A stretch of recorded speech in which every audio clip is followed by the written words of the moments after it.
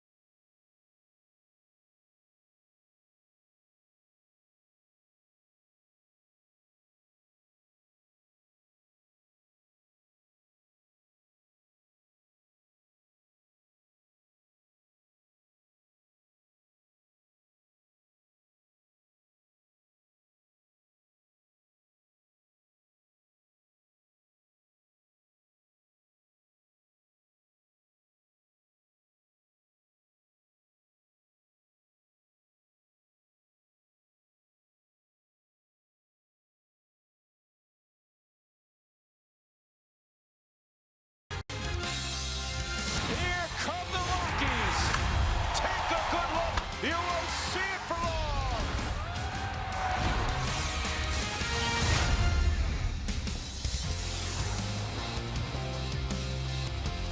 Always good to be in San Diego, and tonight the Rockies beginning a 4-game set against the Padres with 10 left in the regular season. Right now they lead Milwaukee by a game. In the wild card, 2.5 up on St. Louis.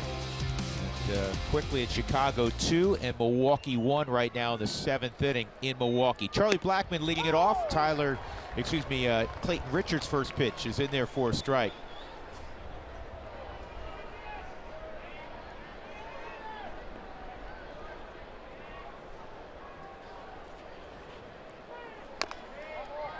And that's off his foot, so that's a foul ball. 2 strikes on Charlie. Rockies have struggled with runners in scoring position the last few days. Kind of August revisited. You don't want to do that because August was a month that was tough on the Rockies offense. Yesterday, Charlie was 1 for 4. They're just 4 for 22 with runners in scoring position the last few days. But as you mentioned, the Rockies have gotten high quality pitching, and it always begins with that. Yeah, I think if you look at it, the last 5 games for the starting pitchers, they have a 2.20 ERA. So you continue to get those kind of performances, then you just wait for that offense to click.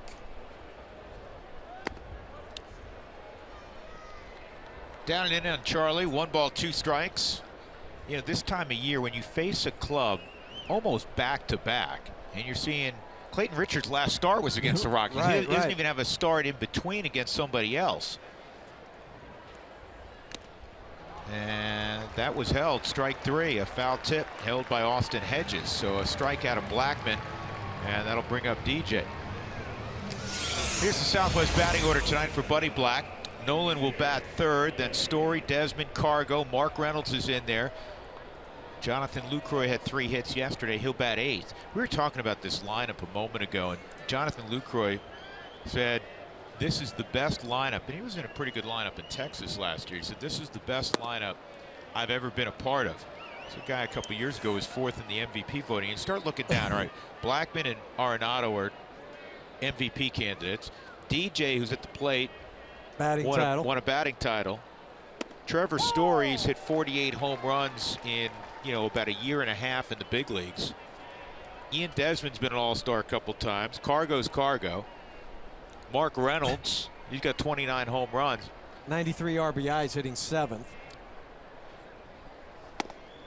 Just hope here in these last 10 ball games, everything clicks. It is a chilly night here in San Diego, 68 degrees. There was a fair amount of wind also during batting practice. 3-1 on LeMahieu. DJ in his career hitting .325 against San Diego, and maybe even more impressive than that, he's hitting .313 at Petco Park, which is tough to do. Which, very low batting averages typically here. And he'll add to that right there with a base hit up the middle. And it's fielded by the left fielder, Matt Caesar, with the extreme shift on. So DJ and knock, and we'll take a look at Clayton Richards' numbers. He's thrown 185 innings this year, and he's a happy guy because he got a little extension yesterday. Yeah, 2-year extension at the age of 34. And they talked about Clayton and the type of guy he is and the influence he has on the young players. Fastball, slider, changeup. So it'll be a fastball, changeup mainly to right-handers, fastball, slider to lefty. But you see the usage, 68%. That's the 7th highest in the major leagues. And I think that's where you have to attack him tonight. Because even in that last start in Colorado, he threw 82 pitches, over 60 of them were fastballs. When he's going good, he gets a lot of ground balls. You were mentioning how his arsenal typically works for him. And he's been much better, as most pitchers are, at Petco than out on the road. He's got a very, very good pickoff move. He has picked off 8 guys this year, which leads the major leagues.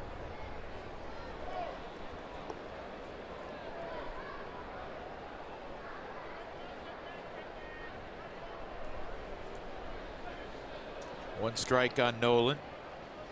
And that'll be a base hit the other way. Sacrificed a bat for a knock. You'll do that every time. Well, they were pitching him away, and Nolan just went with it. I don't think anybody was more disappointed in yesterday than Nolan. Well, even when we got down here, saw him in the elevator, and he was still kind of beating himself up about, leaving some guys on and not driving runs in. He's 0 for 8 in the 2 ball games in San Francisco. But he starts out the series in San Diego with a knock. Now they're 2 on for Story. Nolan was 4 for 25 over his previous 8 ball games. Trevor had his 10-game hitting streak end yesterday, though he hit a couple of balls really well. Deep left field to the wall and deep right field.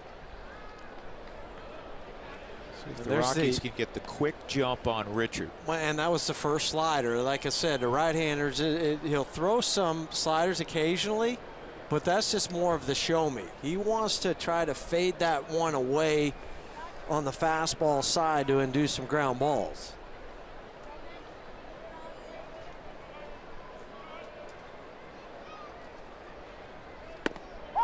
Called strike with the fastball at 92. It's 0-2. Trevor's not happy with that. He thought it was well inside. Ron Kolpa is calling balls and strikes.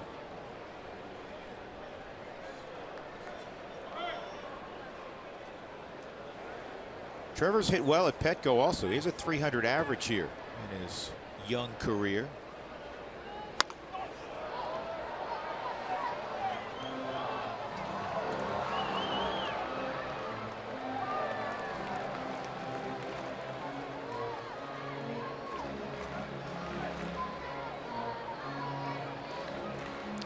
Richard, he's 6'5", 240 pounds, but he doesn't throw quite that tall because he really drops down.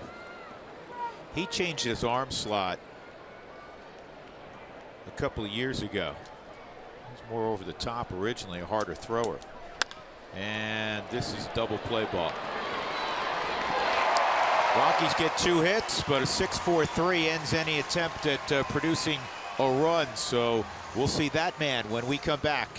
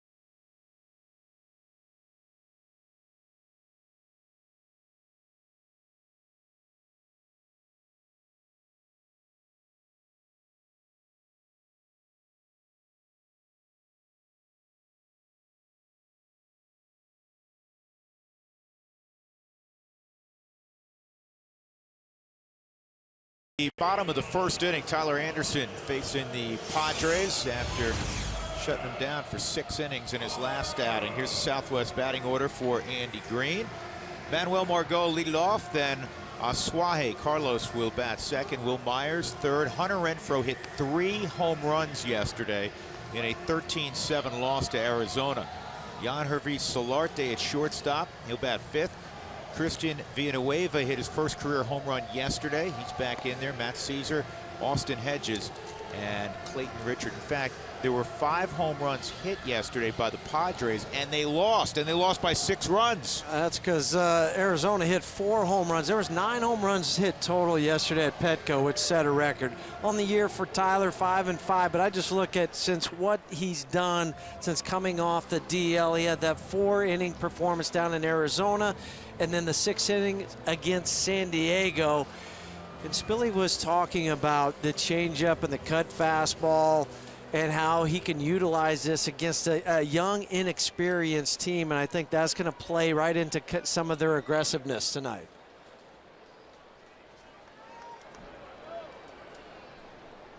So here's Margot at 270 against Anderson. And the first pitch on the outside corner at 91. But Tyler's never pitched here at Petco, so he's getting his first feel of this mound and in this ballpark. This guy's a pretty focused individual who, once he sets his mind to it, I think he's undeterred by anything that is outside of trying to get the hitter in front of him retired. Was in the clubhouse today about 4:15, and Tyler was sitting in front of a computer, and obviously didn't go over there and talk to him, but you could tell he was studying and taking notes. There's a changeup, turns it over, 2-2.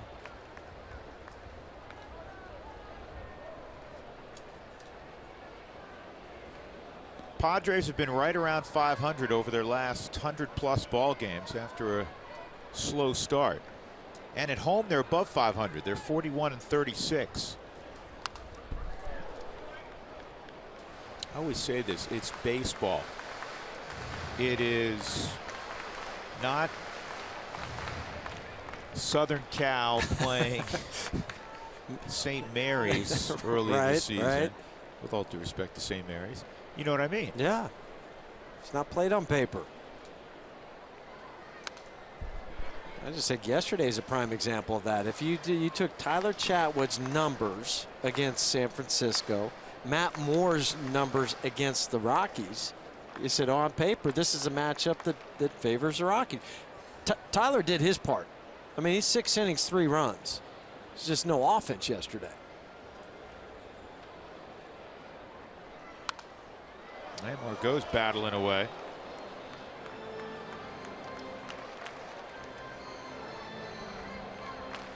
I really like this youngster, Margot. I think of all the young players they've started out there this year, this is the guy who's been most impressive.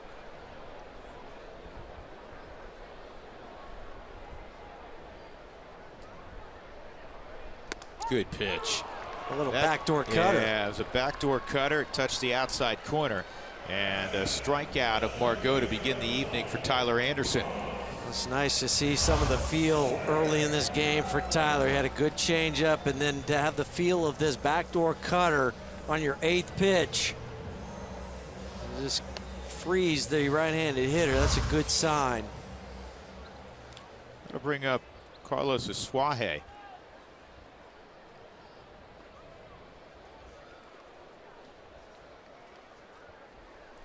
And that pitch is right there for a strike. Asuaje is hitting all 6 of the games he's played in against Colorado. He's 10 for 27, a 370 average.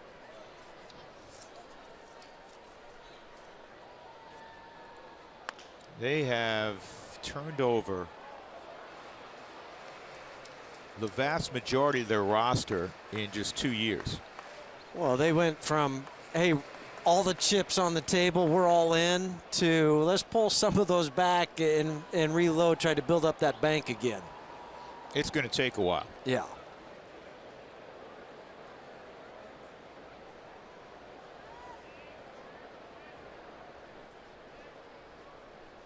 Oh, 2, 1-2. Dinelson Lamet, who pitched yesterday, is a guy they really like a lot, and he'd been pitching very well. He got roughed up yesterday by Arizona. But he probably has the best arm in their rotation. The Rockies are missing him. There's Lamet. Broken bat, little floater, and Trevor's going to get out and make the play. Yeah, I was talking to a scout today about Lamet and his stuff, and the upside and where he started last year in A-ball to being in the big leagues this year made huge strides. Let's take a look at the Rockies defensively. Ian Desmond's in left field. That's Nolan Arenado. He plays third base. Blackman in center. Cargo's in right. Story and LeMahieu up the middle. Reynolds at first. And Lucroy. Said it a couple days ago, Huey. Barring pronounced fatigue, and Jonathan is in incredible shape, he may catch the next 10 days. And I think he's fine with that. He's fine. Absolutely. You know he's fine with it. Yeah, he does it. There's plenty of time to rest in the offseason. The dangerous Will Myers with 2 outs, and that fastball's off the plate. Myers stole a bag on Sunday, his 20th stolen base of the year. So back-to-back 20 home run, 20+ stolen base seasons, which now that he's a first baseman doesn't happen much. In fact, it's happened only 4 times in history that a first baseman in back-to-back years has produced a 2020 season.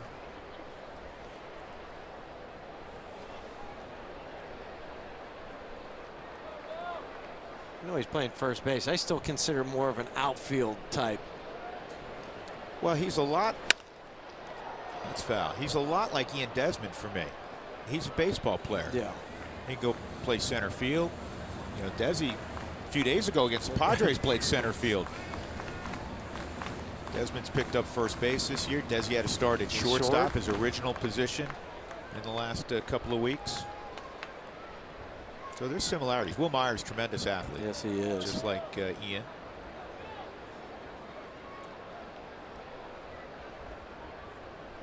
(2-1), good pitch.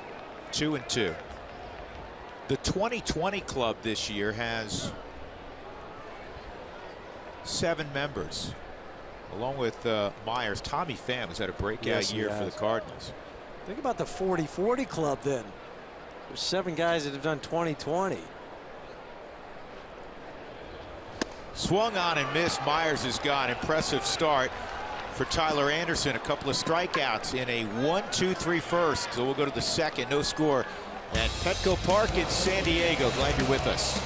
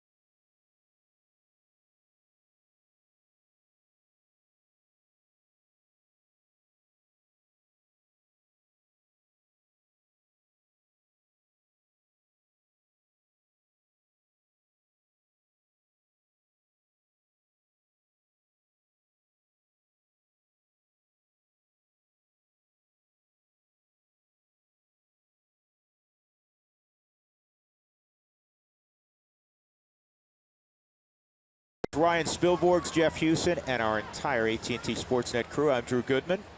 First of 4 here. And for the Rockies, it'll be Ian Desmond. Had a couple of hits in the first inning, did the Rockies, but a 6-4-3 double play off the bat of Trevor Story ended that rally. Desmond batting 5th. He takes strike 1. Carr goes behind him, and then Mark Reynolds. Richard is 3-1 with a 240 against the Rockies at Petco. At Coors Field, he's 1-5 with an 882.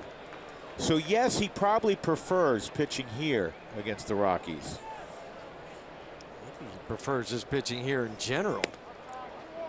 Yeah, that's a good point. I mean, in his career, he has a 3.28 ERA in 70 ball games at Petco. Well, he's won 50 ball games in his career wearing a Padres uniform. And an easy play at third for Christian Villanueva. Folks, if the Rockies score 7 or more, go to participating Colorado Taco Bell locations the next day between 4 and 6 and get your Rockies taco special. Live Moss at Taco Bell. Cargo coming up. He did not play yesterday. He had the day off.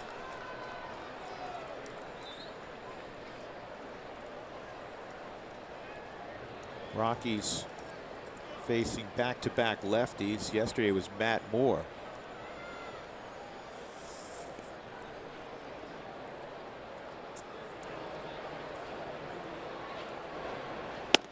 I'll tell you another bit of good news. The Rockies were shut out yesterday. That's bad news.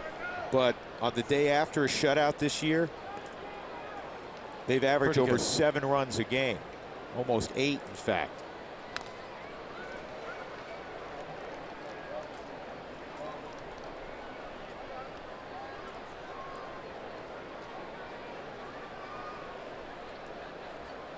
The opening game of a series, the Rockies are 30 and 19. They typically get off to a solid start.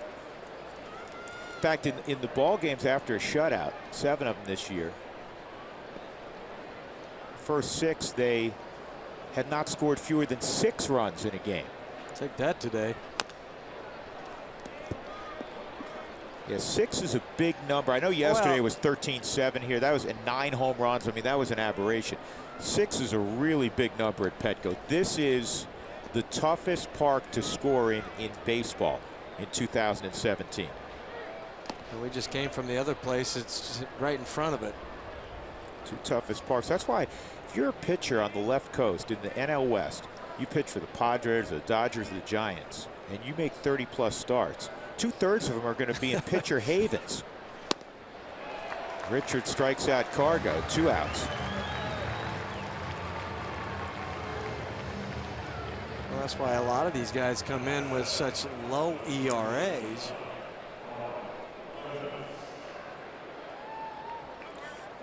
Last year was a strange year at Petco. Remember, we said, what's going on here? You'd see so many scores that were higher than normal. Last year, combined runs were 9-0.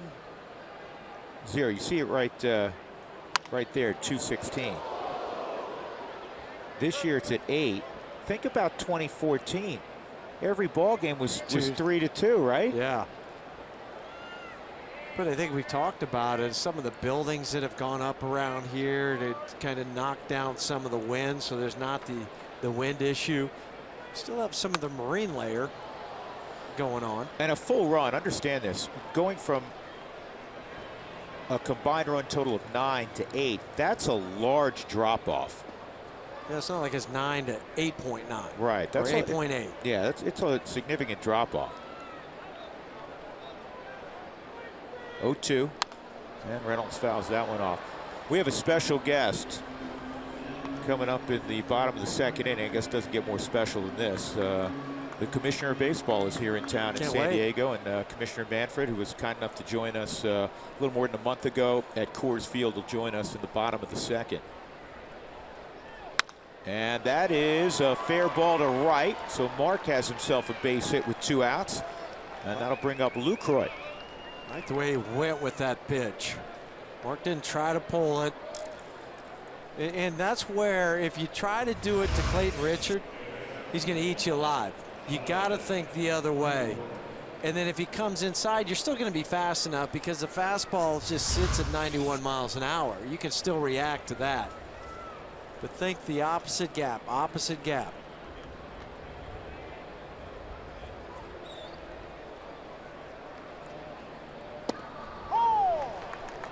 A strike on Lucroy. 3 hits yesterday for Lucroy. In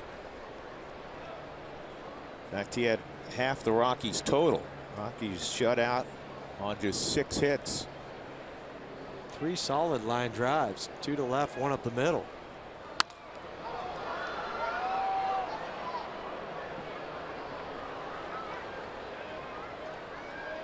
The ball game on Tuesday stung.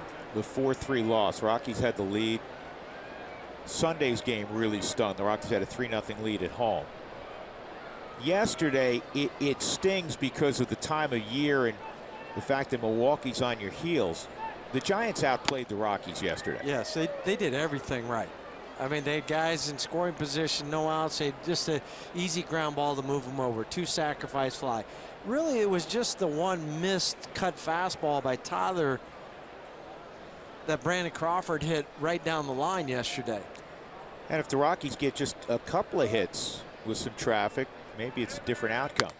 This is on the ground to second, and Asuaje has it, and that's all for the Rockies in their half of the second. The commissioner will join us when we come back. No score in San Diego.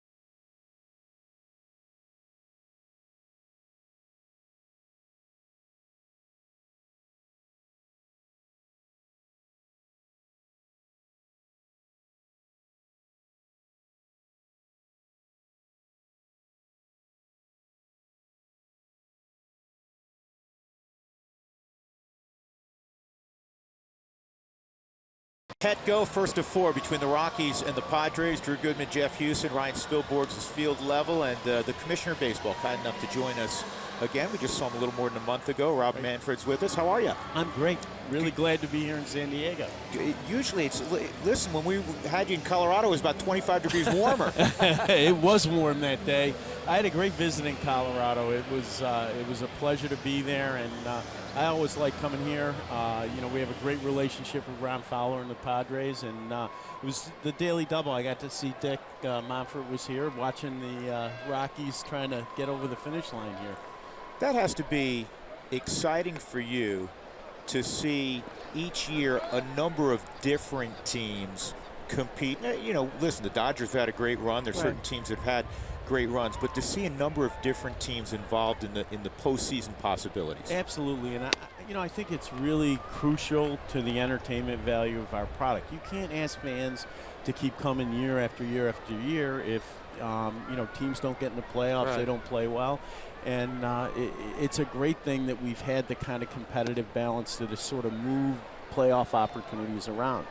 Speaking of playoffs, your schedule is going to ramp up a little bit more now with the playoffs right around the corner. This is when we do a lot of traveling. You know, it's so special in baseball to make the playoffs. Our playoff system is the most selective in professional sports, that I feel like I should get out and see those games, and of course it's also fun. Yeah, and just the one wild card game is the uniqueness of this game too. Right, those 2 knockout games at the beginning of our playoffs have been really great for the sport in terms of, you know, kicking off the postseason. But it's equally important that the change with the second wild card keeps everybody playing hard to win the division, and then keeps some additional teams in play in terms of being able to play in the postseason. 1 out, Yangervis Solarte at the plate against Tyler Anderson. The subject, I don't want to say of the day, because I know it has been on your menu for a while. This is going to drop in front of Cargo for a base hit. But it's gotten a lot of attention because of what happened yesterday in New York. Unfortunately, from what I understand, and correct me if I'm wrong, the little girl is doing well who was hit by a foul ball. That's my information as well. Even though she's doing well, you know, those kind of accidents are upsetting to everybody in the game. Upsetting to me, upsetting to all the people in the front offices, and you saw it on the field. Really upsetting to the players. Sure. Really upsetting to the players. Fortunately, we got, knock on wood, hopefully we'll get past this one. But I think that the most encouraging thing is today, the Padres, the Rockies, the Reds, and honestly a number of other teams that spoke to me privately made decisions about having additional netting in 2018. And that's a huge positive, and it's a continuation of a process that's been going on. And you know, some good came out of something that was really bad. The safety of the fans, I think, is paramount. You know, you have the obstacle, I guess, maybe a little bit of looking through the netting, but still the safety is the number one issue. Safety is the number one issue, and I will say netting is not your grandfather's netting. It is much better. It is much less obtrusive to look through the netting. Because I think that's what the old school would say, is I don't want to look through a net. Right, but it's a very different product, and most places, and I think there's 11 clubs that have basically gone down to the end of the dugout. Most places that have done it have had minimal adverse reaction from fans, and that's also a good thing. Good. But you know, we do need to focus on safety, and you know, there's a lot of distractions in the ballpark. People are not always paying attention. Well, even if you are, though, sometimes, you know, ball's coming off the bat at 100, 105 miles an hour, and you could be paying attention, but it's coming at you so fast. I'll tell you, you know, in the World Series in '98, we were sitting down the line here in Petco, and Mark McGuire was a guest in the commissioner's box, and a foul ball came. And literally, if you didn't have Mark's reflexes, he caught it barehanded. And if not, somebody in that box would have got hit. I mean, absolutely 100%. And, you know, it's not always a question of paying attention. It just comes too fast for people. I said this to Dick, and he laughed about it earlier today. And Huey, we were having this discussion because Dick had two boys that played. We have boys that continue to play right now. We're used to looking through fencing or you know, some sort of netting. People will be able to make the adjustment. This is fouled off. I wanted to ask you, because we're at the tail end of 2017, what are you most proud of? What are you most pleased with right now in the game? Well, I think the young players in the game provide a tremendous opportunity for us to move the game forward. I think most people look around at the young talent in baseball and say, you know, it's been decades since we've had this many great young players come into the game. We're trying to attract the younger audience, and I think young stars are a crucial asset in that regard. One thing I really liked as a former player, that game in Williamsport was special. I mean, I watched that. I saw the guys interact with some of the young little leaguers. I mean, really cool. We're going to see a little bit more of that. Oh, I'll tell you, I want to go back on something you say just to emphasize how correct you are about the interaction between our major league players and the kids. It was genuine, it was ongoing, it was heartwarming. I could go on and on. We are very close to an agreement to go back to Williamsport next year, and I hope we can make it a permanent part of our campaign. Perfect. It was awesome. We really appreciate your time. It's always good to see you. It's great to see you, both of you. Take care. Safe travels. All right, thank you. Commissioner Manfred, no score.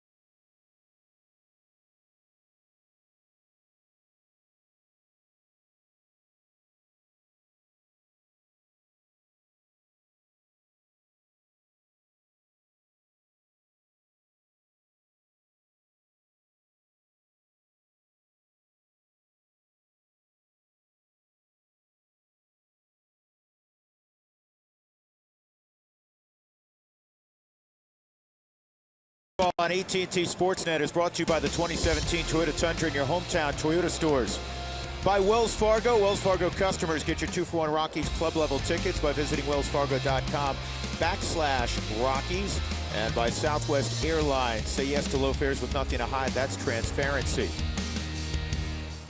We go to the top of the third. It's pitcher versus pitcher. Clayton Richard against Tyler Anderson. And the first pitch is in there, strike one.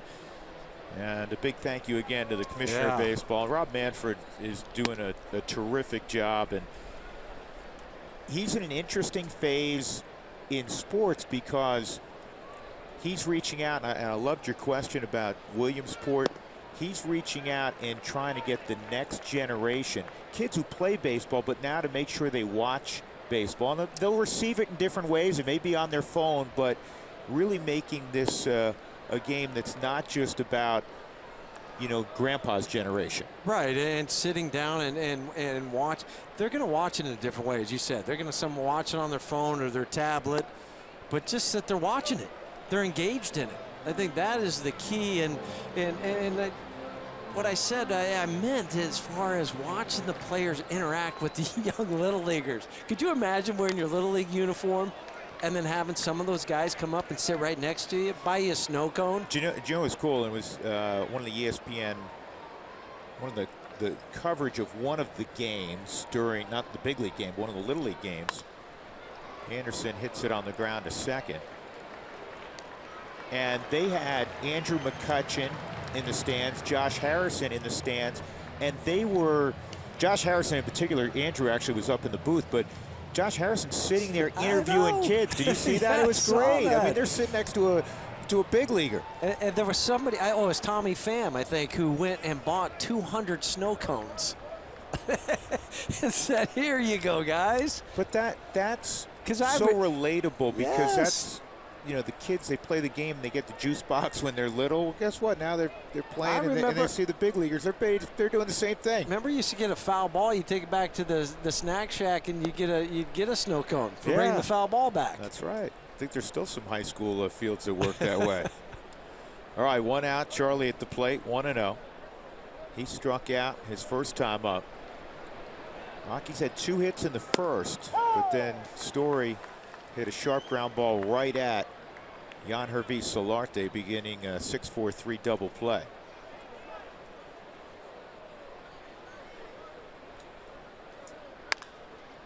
Charlie's hit it's hard to call it a rough patch, but a patch where he has cooled off from a season in which he has been nothing short of spectacular, or anything short of spectacular. 6 for his last 35. A 171 average, which just means he's fixing to get real hot. And still hitting 331 on the year. Here's the description by Ron Kopa outside. Chris Conroy's at first, Ryan Blakeney's at second, and Jerry Meals, the crew chief's at third. And that is strike 3.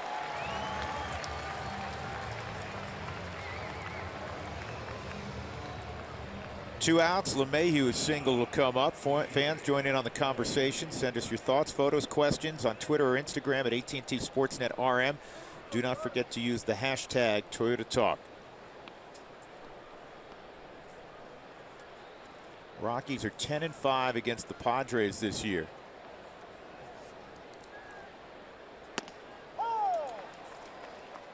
DJ hitting .359 his last 11 ball games.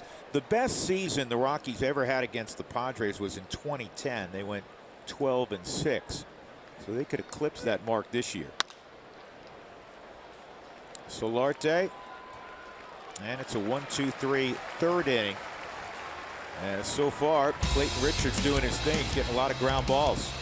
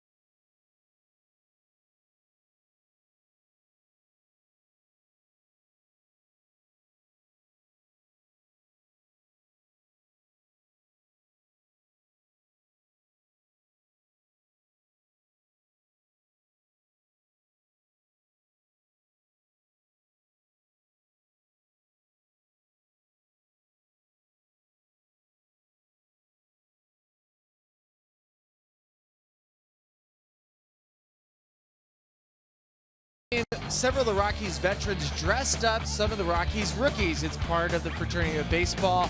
They dressed them as Broncos. They actually got the uniforms from several of the Bronco players, the coaching staff included. Time now for a CenturyLink high-speed challenge vote. Which Rockies rookie would make the best Bronco? Kyle Freeland, Pat Valaika, Raimel Tapia, who did look like a nice wide receiver, or D, Tom Murphy? Cast your vote. We'll look at it later in the postgame. Should be an easy play for Carlos Gonzalez. I was laughing, though, because Tom Murphy, I had a conversation with him earlier about being in uniform. He said he loved it. He wanted to hit somebody, and if he was going to hit anybody, he wanted to hit Mark Reynolds because Mark forced him to wear a mouth guard. I know it last night, Spilly. They come in the hotel when we got to San Diego, Right. and half the guys were wearing a mouthpiece. Still. They loved it. They loved it. You know what? My vote would be for Murph, though, because, I mean, he filled out that uniform. He looked like maybe a Mike linebacker.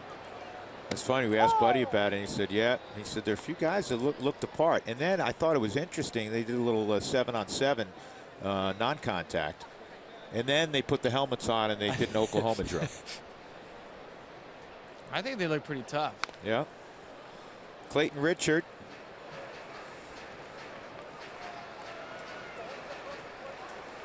Good athlete. Former quarterback at Michigan for a brief time. 2 strikes on Richard, who at 34 is the senior statesman in the Padre clubhouse. And that's a slider, and he is dispatched. 4 strikeouts, first time through the lineup for Tyler Anderson.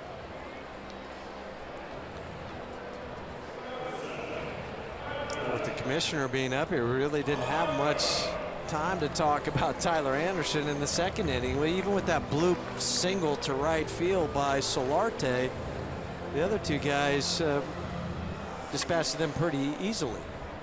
Margot had a competitive at bat his first time up, fouled off several pitches before he struck out looking. Did you see that tweet a moment ago that somebody said that Spilly needs to keep that mustache? I'm like, yeah, I don't know. Listen, if the Rockies put together a few dubs, then I'm all in. I mean, you got to do your part, right? Like, you got to do your part. Yeah. And I gave it to the fans. The fans voted on my Twitter account. They said mustache. Catch this, Cargo.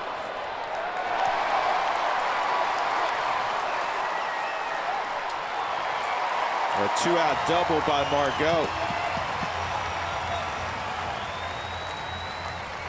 That shows you some of the power for Margot to hit it on the line for his 18th double this season over the head of Cargo in right field. Yeah, he swung it competitively all year, and of late, 350 average over his last dozen. Well, a changeup on the Subaru Supermo. Well, that's why he was able to hit it with such power, because it was elevated.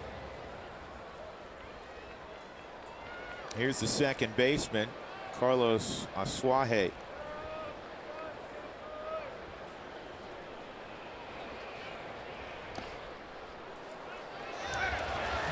And that got away from Jonathan long enough that Margot moves up 90 feet.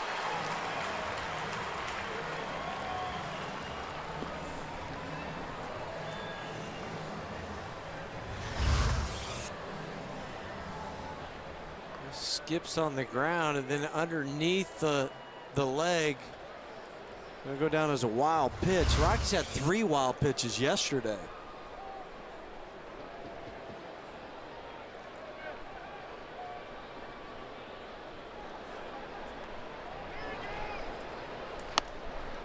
Two 2-0 on Asuaje.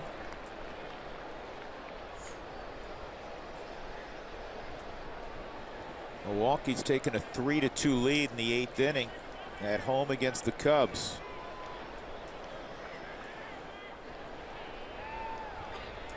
St. Louis has already won too. Well, the Rockies just have to play good baseball.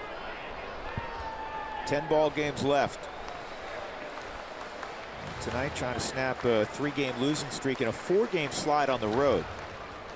A 4-game loss losing streak on the road follows a stretch where they won 8 in a row on the road, one shy of the club record.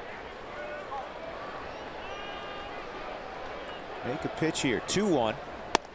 He did. 2-2. Not sure what Carlos was thinking. That was at the bottom of the Subaru strike zone. Maybe he was looking for a different pitch.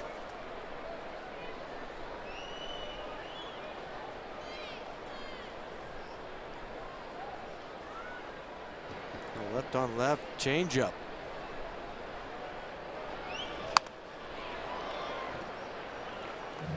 That's when you know you have confidence in that pitch as a left-handed batter.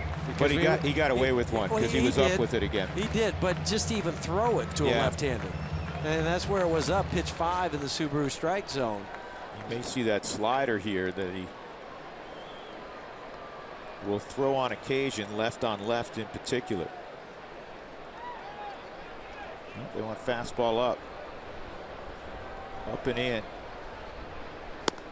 He got him on a ball cut away at 94. Doesn't matter. The strikeout will leave. Margot at third. Nice job by Tyler Anderson. We are through 3. No score.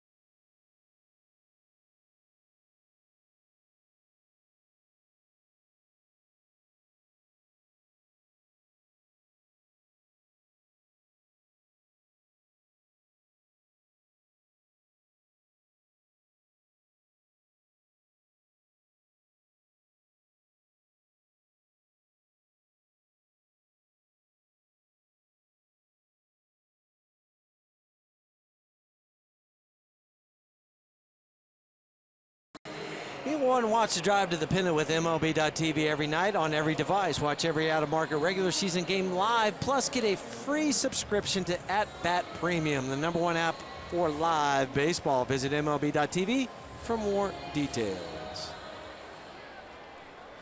So here we go, top of the 4th inning. It's Nolan Arenado, Trevor Story, Ian Desmond, 3, 4, and 5 against Clayton Richard.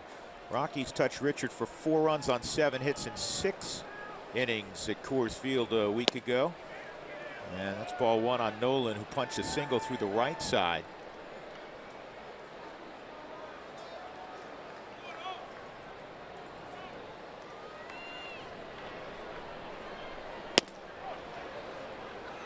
Nolan's family came down from Orange County to watch him this weekend.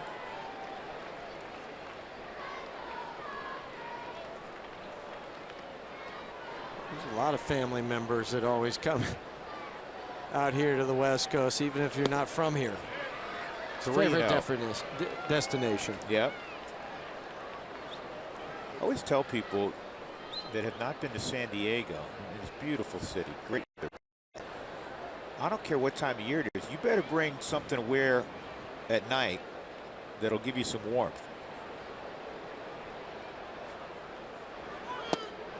Ball 4, 4-pitch walk. So Nolan is aboard leading off the 4th. That's the first time the Rockies tonight have had the leadoff man on, and that'll bring up Story.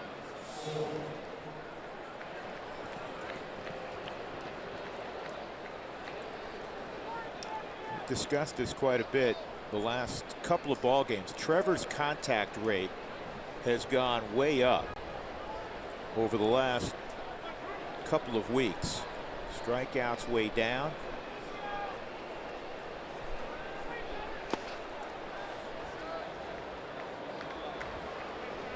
I think his confidence has gotten much stronger. I mean, when you start to have a little success, your confidence starts to grow, and then you start recognizing pitches earlier. You lay off pitches. There's a lot of different things. He's 14 for his last 37 against San Diego, 378.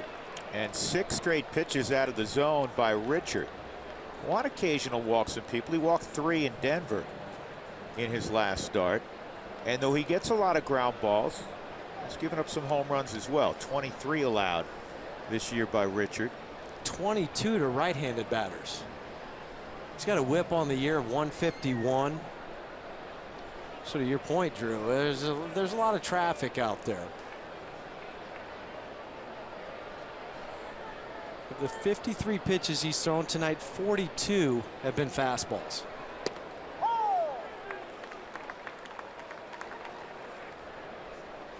The league's hit 301 against his fastball.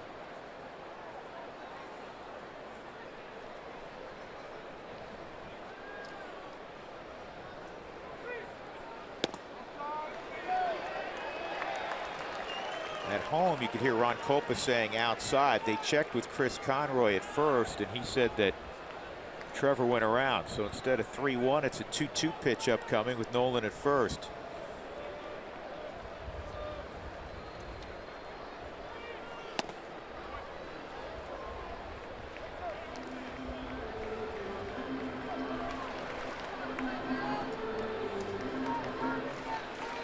Be careful if you're Nolan at first with the throw over, because Richard has an outstanding move. Let him go. Gets Trevor on the strikeout. 3rd strikeout for Richard. And that'll bring up Desmond, who bounced one hopper at the 3rd baseman Villanueva.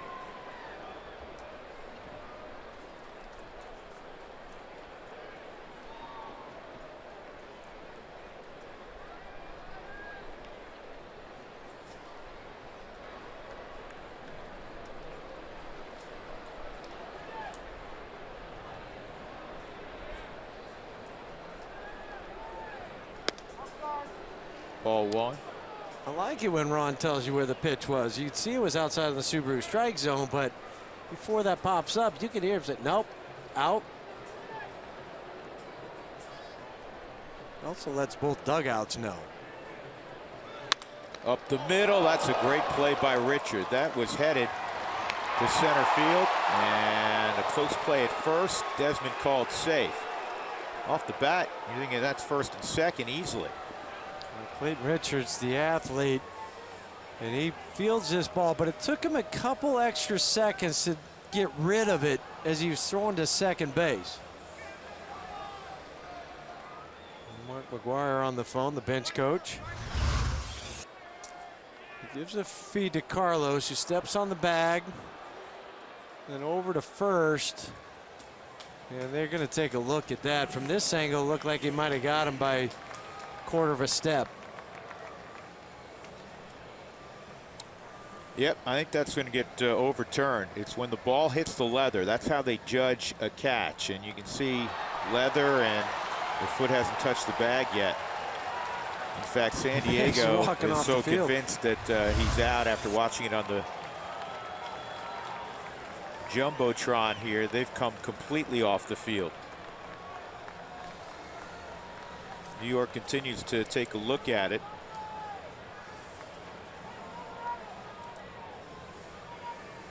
Jerry Meals taking the headset off, and it's official. He's out, so it's the 2nd double play the Rockies have hit into tonight. It's been a problem of late. No score, middle of 4th.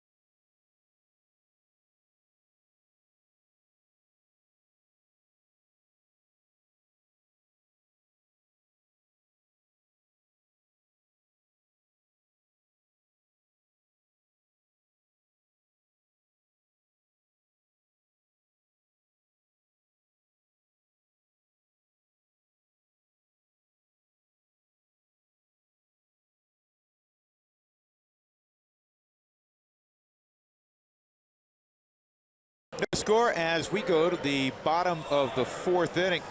Tyler Anderson pitching well, Clayton Richard pitching well. It'll be Will Myers, Hunter Renfroe, Yangervis Solarte. 3, 4, and 5 now in the Padres lineup. Myers struck out swinging his first time. A little bit down, a little bit in.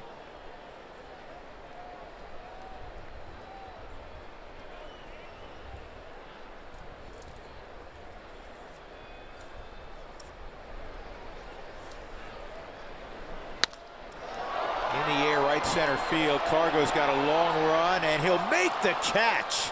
Made that look smooth at the end. He had to go a long way, and I thought at the end that maybe the ball was over his head and he was slowing down to field it off the wall. Now he's probably slowing down to make sure he didn't overrun it. And there's a lot of wind up there. We'll check in with Spilly here in a moment. And the ball started tailing back a little bit. This is a really good play. Well, because you have to catch it back over your shoulder. You're thinking, oh, I've got to keep going. And then you start to slow down and you reach up. And Spilly, those are the type of plays for outfielders where you're going, I think I got it. Okay, I do now at the end, but it's still a tough play. I always felt like this outfield, you could overplay it, just as you guys were talking about. And whenever you're in this outfield, because of the sea level, because of the marine layer, the ball just doesn't travel. And the Padres have brought in the fences several times here. And even though they put the fences closer, outfielders still have plenty of space out here. It's like playing outfield in the Grand Canyon.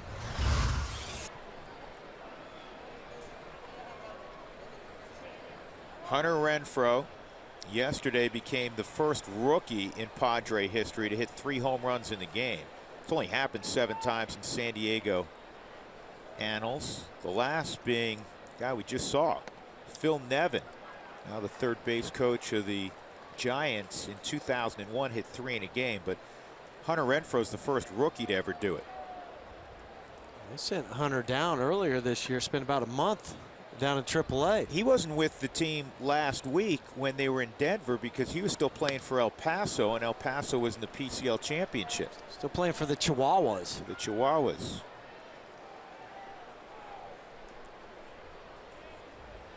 On the big league season, he now has 24 home runs, and that matches Nate Colbert's rookie record set back in the 60s. 1-2 and a pop up on the infield. Tyler's going to catch it unless somebody calls him off, which it's a good guy for you to call off. Yeah, Nolan calls Tyler off, makes a catch, 2 outs. That'll bring up Solarte. I'll have a moment. I'll tell you can place a deposit on the 2018 season tickets and guarantee postseason ticket opportunities. Go to Rockies.com/season tickets for details. Well, you and I are the same age. You're slightly older, as I always like to point out. I know. Point it out all the time. We grew up watching, I would watch Nate Colbert. Nate Colbert, man, had big pop. Didn't he? Well, I told you as a kid, used to, you know, at times come over here to California every summer, and we would watch games in San Diego or L.A., Anaheim, and yeah. Yeah, you got to see Colbert play. Yeah, I got to see him play in person.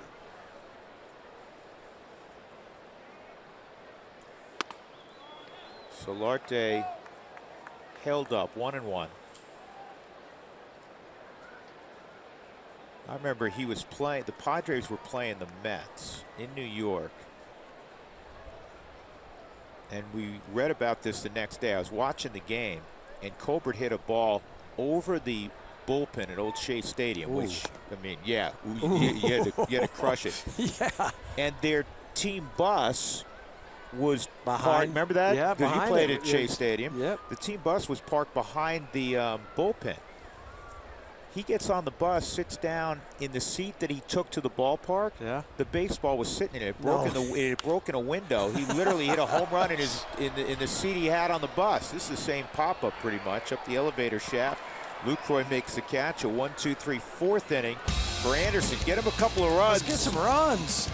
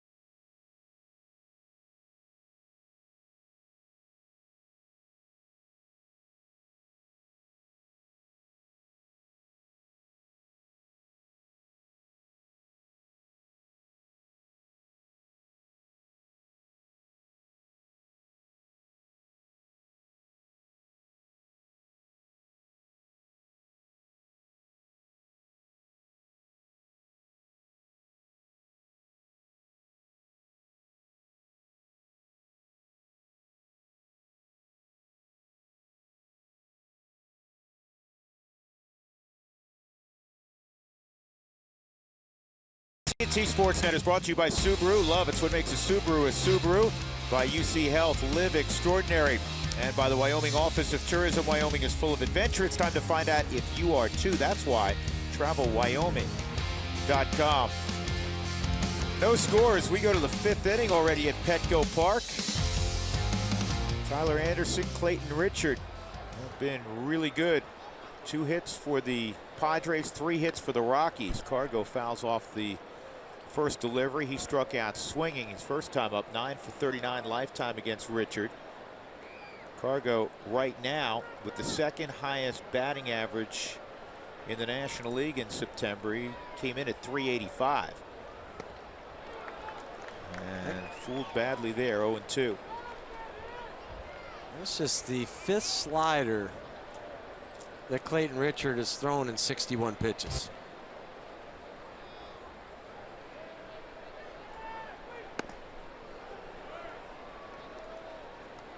Cargo had a big double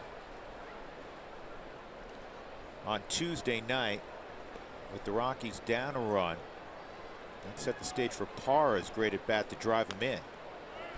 That tied the game. Unfortunately, as you're aware, the Rockies fell 4-3. Gerardo not in the lineup tonight. Spent a little time visiting with Tyler Chatwood. They talk footwear. Scotty Garrett on the left. Cargo. Heads up, Tony. Pulls it past Tony, who no longer has an interest in fielding that ball. Don't blame him. Very bright. And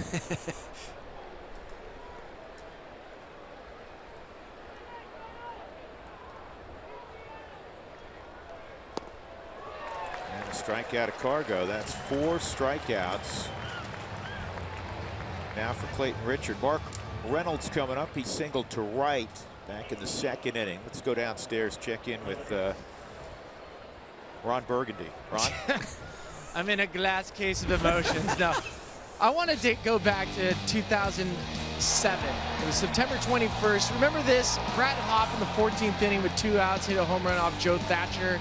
He gave the Rockies a 2-1 win. That was the 6th straight victory for the Rockies on that historic run to the World Series. Hoping for a little bit of the same type of match. Maybe not through 14 innings. Not through 14 innings, but at least earlier in this game. Guys, you know what's funny, Spilly, about that run? You had a potentially big hit in extra innings where you thought maybe you put the Rockies ahead. I believe you doubled and Hopp was on base, right? And Hopp got thrown out at the plate. He didn't want me to have my moment. He wanted his own moment. To himself. I believe he got. Yeah, I believe he was thrown out. You guys didn't talk for like 3 years after that. I understand. No, we talked. It just wasn't the same.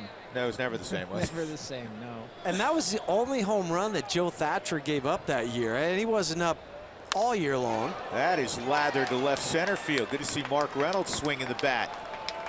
So a 1-out single for Mark. He has 2 of the Rockies' 4 hits, and that'll bring up Lucroy. One more note, Spilly, on that home run. The way my brain works, which who knows how it doesn't work great.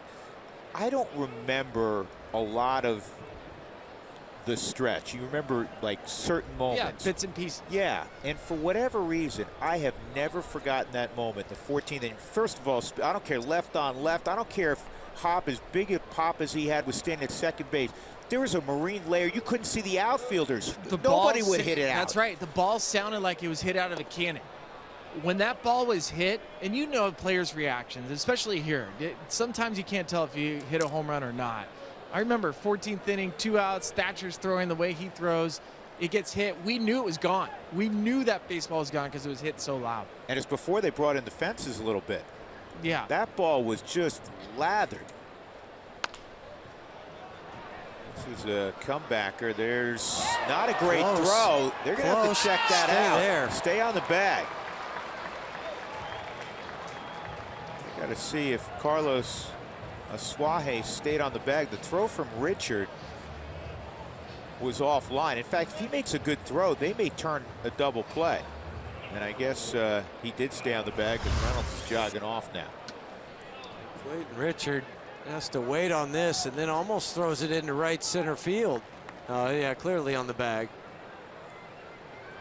really drops down even more than he does when he's throwing to the plate.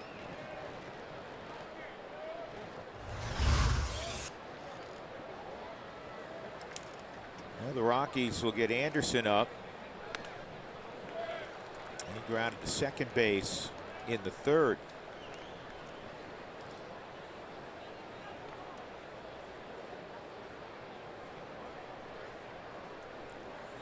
Rockies trying to win for the 40th time away from home.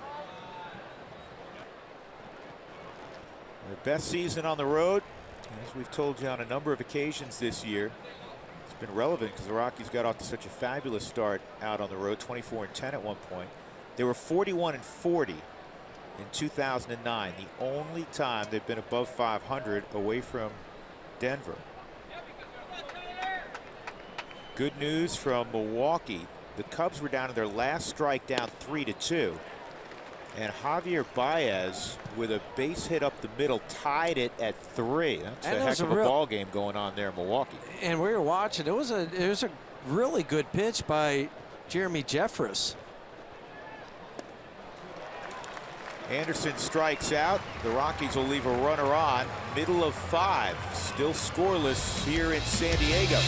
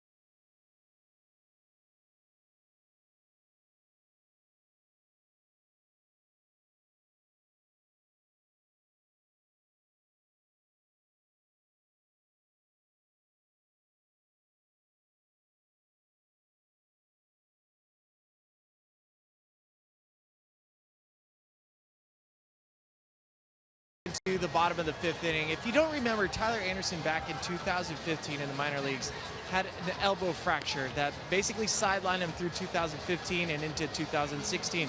So he's been slowly regaining his velocity. Why is that important? Is because now his changeup, we've seen a big increase in velocity with the changeup. The fastball velocity is up 2 miles an hour.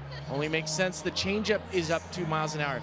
But look at the numbers. Opponent average down to 258. Opponent slugging 495, and the hard hit percentage, which Tyler's so good at limiting hard contact, is down to 21.9%. On the night today, he's thrown 12 changeups, half of them for strikes. We're noticing a lot more movement with that changeup, just like Zach Greinke. Greinke throws a hard changeup with good movement, and that's what we're seeing tonight from Tyler Anderson. He has been terrific, and he'll begin the 5th inning with Christian Villanueva. Does Billy have a cameo in an old basketball movie soon? Old baseball. Old baseball movie soon. Well, I hope so.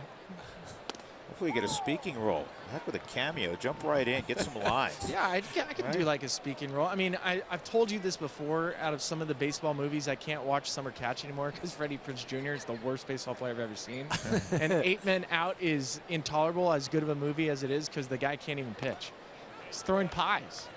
Can't they find somebody that can do a little of both? Yeah. When was the last time you saw a pitcher do this and throw that as a tailor-made strike? No. See, that's why Kevin Costner, he can do it, because he and Redford.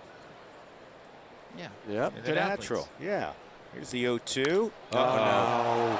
No. This ball just got clipped. Yesterday, Christian Villanueva hit his first major league home run in his second career start. 1-0 San Diego. That was an 0-2 pitch. We're talking about the changeup. 82 miles an hour.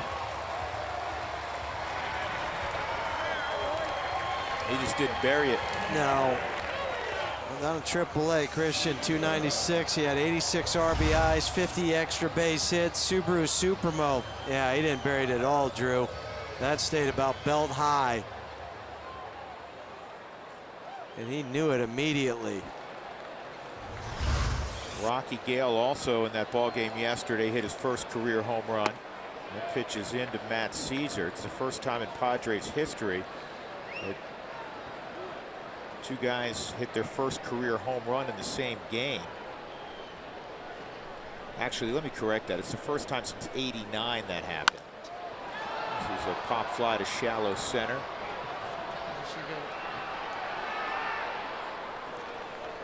DJ makes the catch, 1 out. Caesar's retired. It'll bring up Austin Hedges.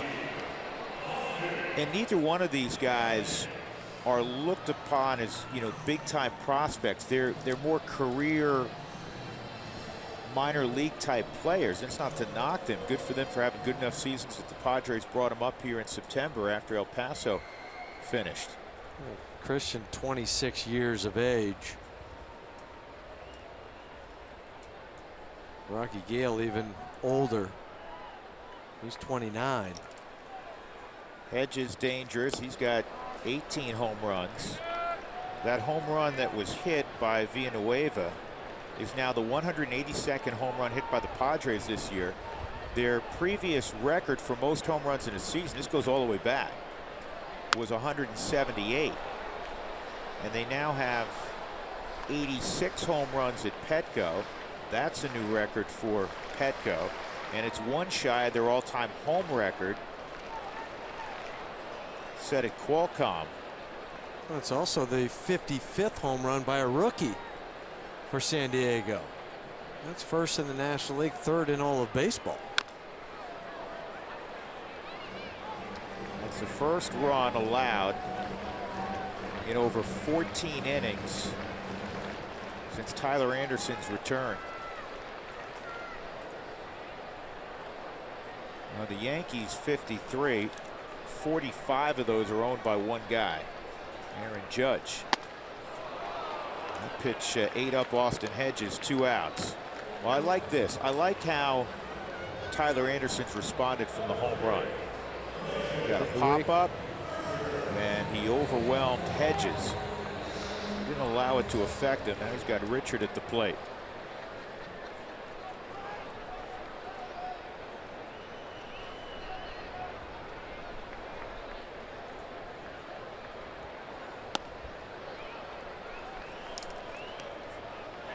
If one run beats you, it's going to be on the offense again. That's right. Right now you're working on 15 scoreless for the offense.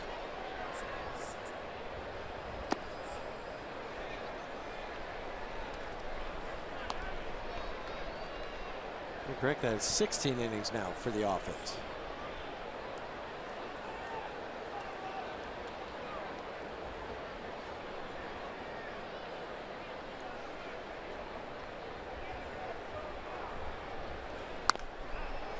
Richards actually contributed 1 to their home run total this year. Rockies will have the top of the order in the 6th.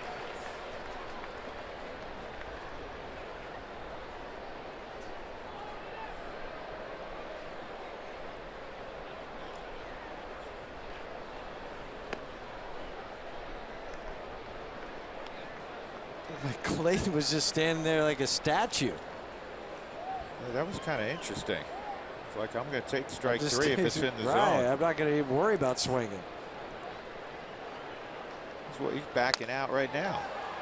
Backed out and swung at the same time. It's a little different. Okay. In the inning, Christian Villanueva with his 2nd career home run. And now the Padres have a 1-0 lead.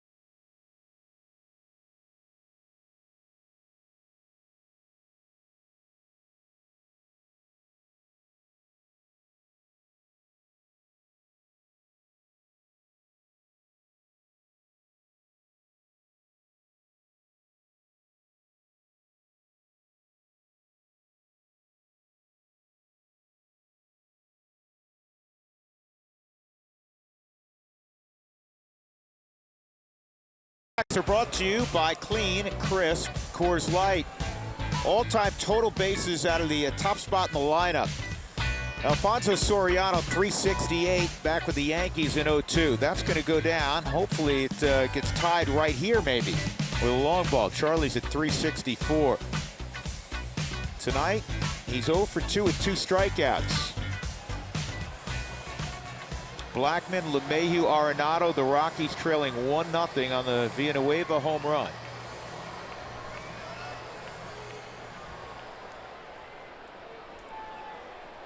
Well, you're hoping the third time through get after Clayton Richard. The Rockies this year 26-18 against left-handed starters.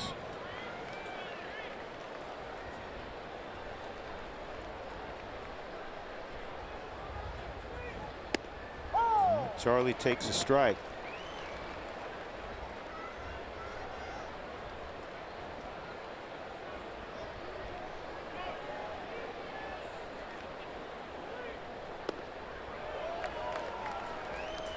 And he's behind quickly, 0-2.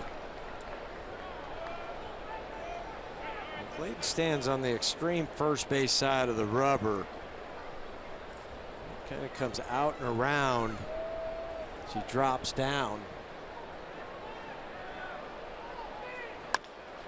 This is slowly hit up the middle, and Solarte got the out as Myers evidently stayed on the bag.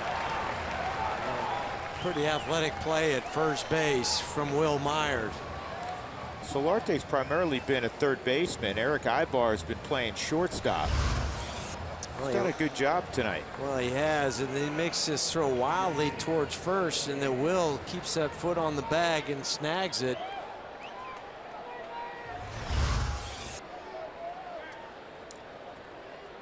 So here comes LeMahieu. DJ's 1 for 2.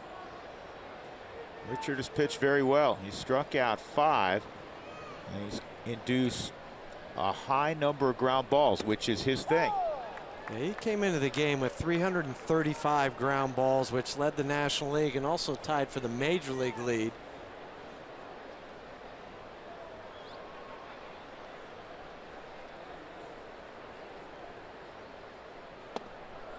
And another strike. DJ wasn't too pleased about that, but both of those were in the Subaru strike zone. You know, his reaction, you thought that I thought the ball that they were in, inside. but they were center cut. Yeah.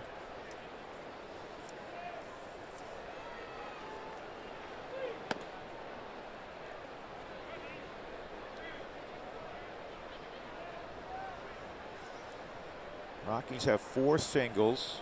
Padres have 3 hits, but one of the hits went over the fence.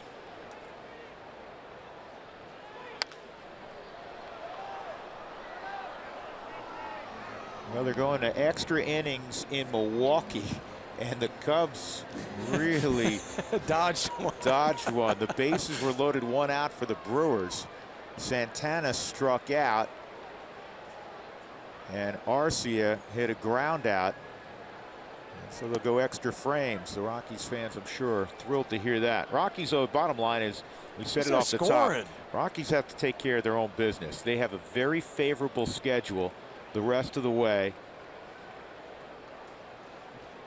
at least on paper.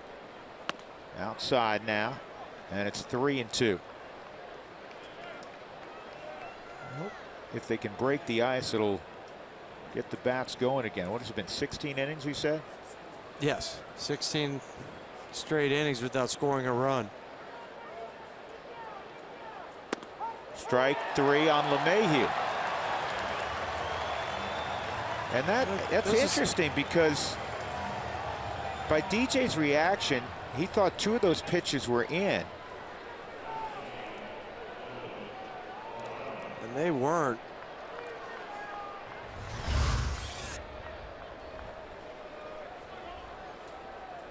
He did put the arms up, and it wasn't well received behind the plate by Austin Hedges.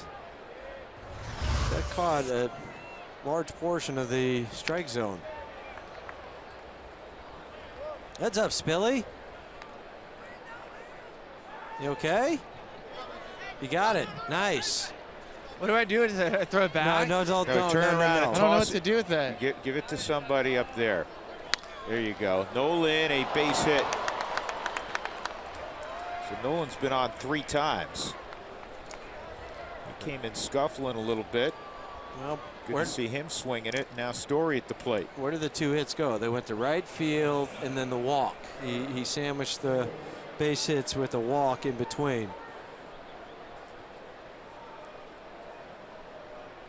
Trevor, 6-4-3 double play and a strikeout swinging.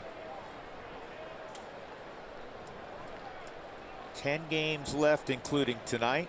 The Rockies so far in September, 10-9. They've lost their last 3. 4 left on the road, all here, and then 6 at home. In fact, here's a look at the remaining schedules for the Rockies: Milwaukee, St. Louis. I'll show you Arizona's also, though. Arizona's not going to get caught. This ball lined to deep center field, but it's going to die out there in the glove of Manuel Margot. Story gave it a ride. Rockies do not score in the 6th inning. They trail 1-0.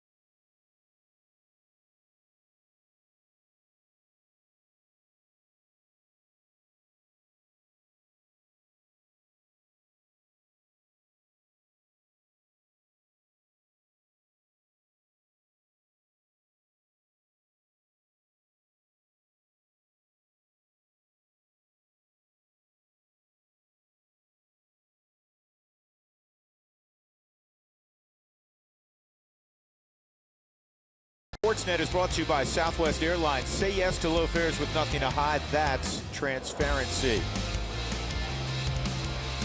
It's the USS Midway. If you're in San Diego, you got to go check it out. Beautiful museum. A lot of fun. Climb in a lot of the planes and helicopters on board deck. Manuel Margot in the bottom of the 6th inning against Tyler Anderson. Margot doubled in the 3rd inning, and this is a hard shot that's going to be a base hit. Careful. Say careful because I was afraid DJ's throw was going to go over the head of Mark Reynolds. So Margot with good speeds at first base. He has 16 stolen bases, and that'll bring up Carlos Asuaje. And I would imagine Andy Green would have him bunting here. Yes, this late in the game, 6th inning, it's a 1-0 affair. You got Will Myers, Hunter Renfroe, and then Solarte hitting behind him. And it's going to be imperative for Tyler to make sure that Manuel doesn't get that big jump on him. As you mentioned, Drew, 16 stolen bases in 22 attempts.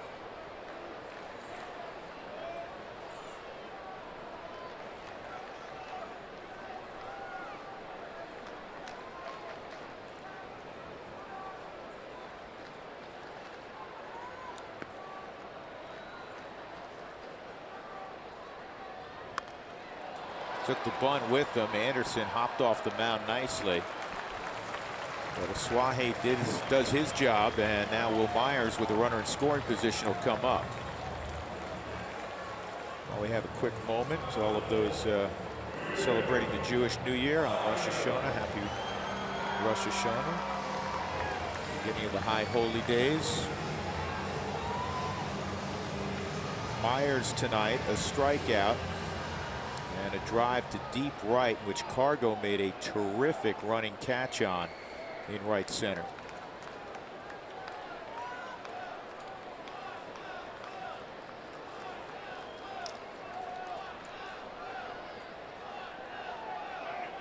Taken off for 3rd, and stealing 3rd is Margot. Well, we've seen this before with Tyler. 3rd base is easier to steal off of him with the double hitch in his leg in his windup.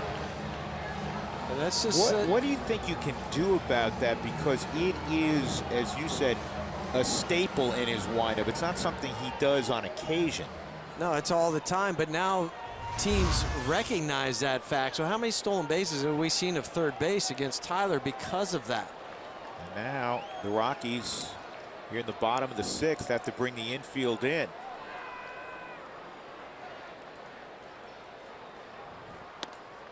Where's that? Where's that? Where is that? 2-0. In fact, it's in the bottom of the strike zone. You see the Subaru strike zone.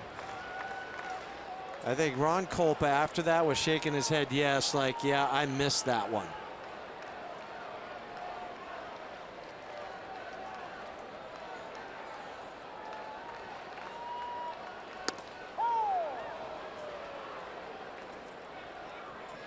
Two and one.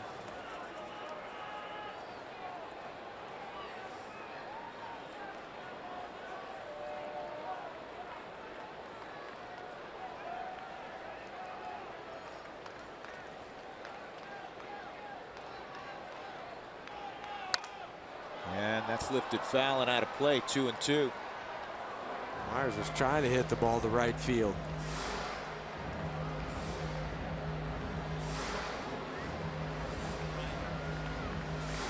Chris Bryant has hit a 2-run home run in the 10th inning. The Cubs now lead Milwaukee 5-3. Does Tyler go back to the fastball? Because that's what he struck out Will on in the first at bat. Kind of elevated a fastball above the hands. And just missed. 3-2.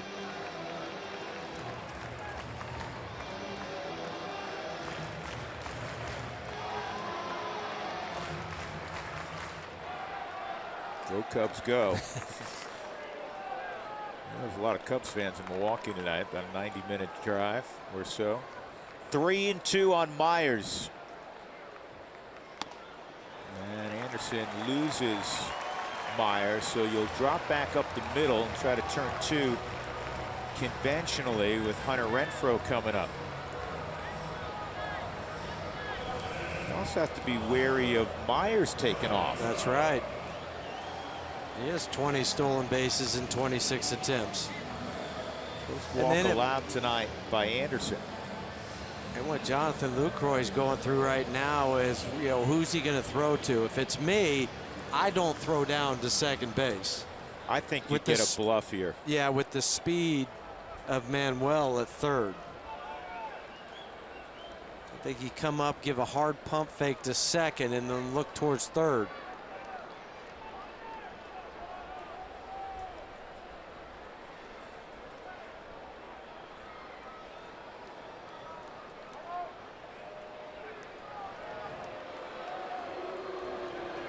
Renfroe, since coming back a few days ago from El Paso, is 4 for 13.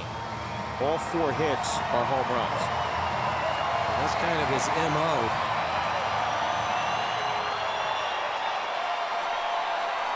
Now, he went down after his demotion. He hit over 500 at El Paso. Called strike 1. The way Richard is pitching, let's talk about how tough it is to score in this ballpark. If Anderson can wiggle out of this situation, it would be enormous.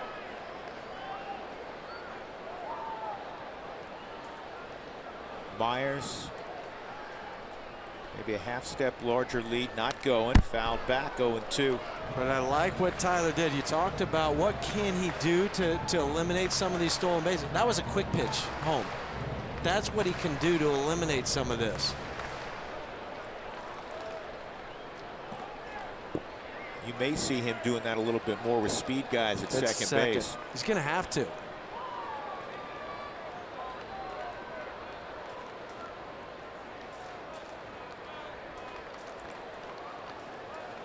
Big power, but a lot of holes with Renfroe. 0-2.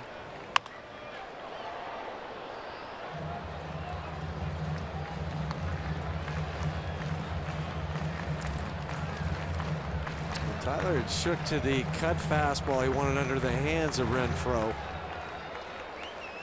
Jonathan had gone through some different signs. He's thinking maybe a fastball away, fastball up and in, then changeup.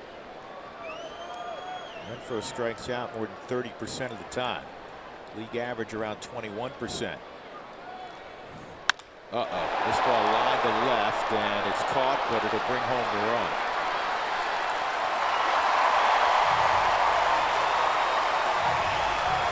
Anderson's fortunate that that ball was hit with a little topspin. Otherwise, it's a 3-run homer. He absolutely barreled that. 2-0 San Diego, 2 outs now. That was a manufactured run by San Diego. That stolen base, huge. Yeah, well, first you had the sac bunt to get him to second, then the stolen base, sac fly. So the Giants do it a couple different times yesterday.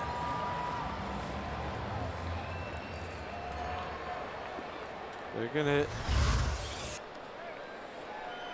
cut fastball, try to go inside. It wasn't up enough. But then on the Subaru Supermo, he was, caught that out in front to get that ball elevated, but it did at the end have a little downward action on it. If he gets any lift on that, we're looking at a huge deficit.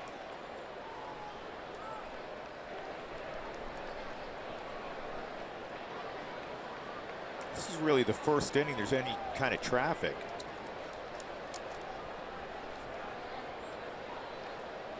One out single in the second. Nothing else after that. The 2-out double by Margot in the third. That wasn't an issue, as Suaje was a strikeout victim by Tyler. The leadoff home run in the 5th, the only marker. But now this inning, you've seen a couple of base runners. So Scott Oberg is getting up. Solarte at the plate, and he barrels up a single to left. His 3rd time through. San Diego getting better at bats against Tyler Anderson.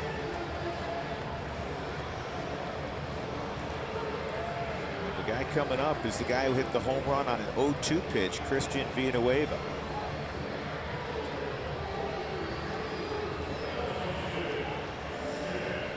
This home run in the 5th inning, a no-doubter on an 0-2, 82-mile-an-hour changeup.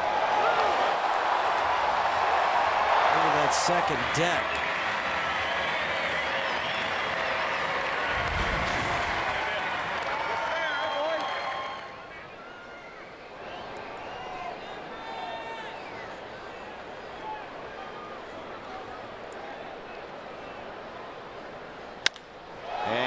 A base hit. Around third comes Myers. He'll score, and it's 3-0. Now the hole has a little depth to it. Villanueva has driven in 2 of the 3.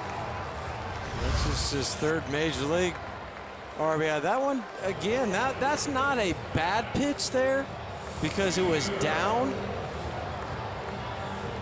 Will Myers, who had reached on the walk, now comes around to score. I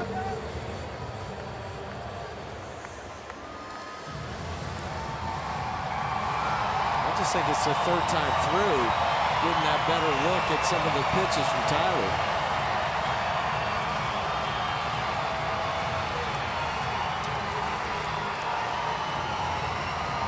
It's going to be all. Last 3 hitters all squared up the baseball.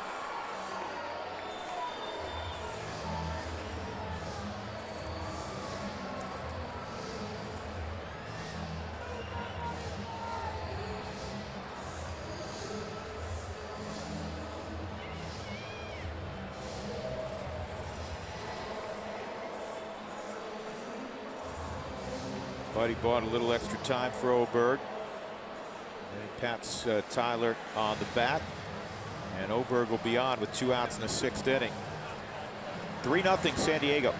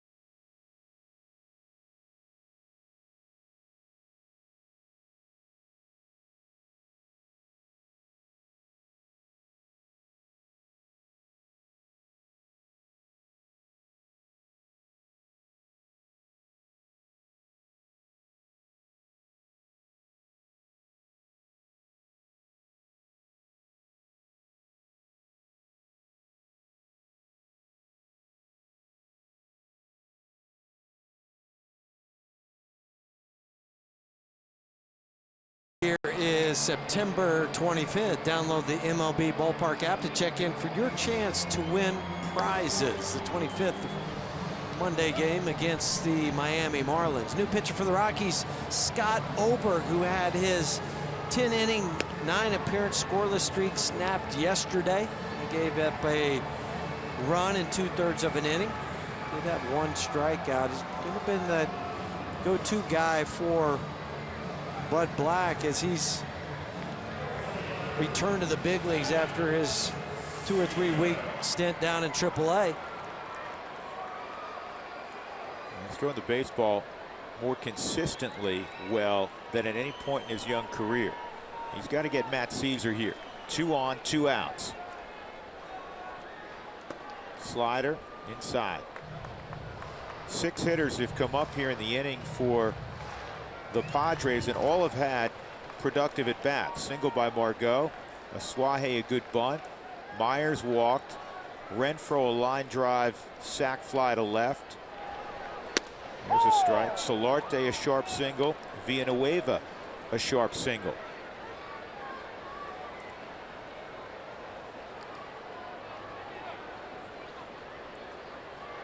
So Anderson, who was really good for 5 innings,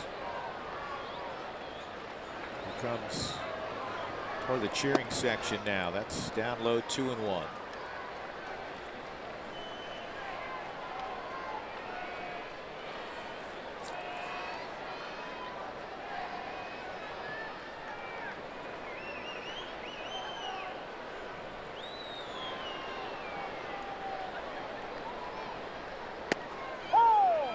You think about the last couple of weeks, and the Rockies were playing great baseball out on the road. They won 6 out of 8 on the road trip. They came home. They take 2 of 3 from San Diego. But even with these 3 straight losses, the starting pitching's been solid. The pen over the last 2 weeks has a 266. Starters 373 the last 2 weeks. There's been a little bit of a power outage other than Saturday night when the Rockies scored 16 runs. There's a strikeout as Oberg gets Caesar. But now the Rockies, as we go to the 7th, are down 3-0.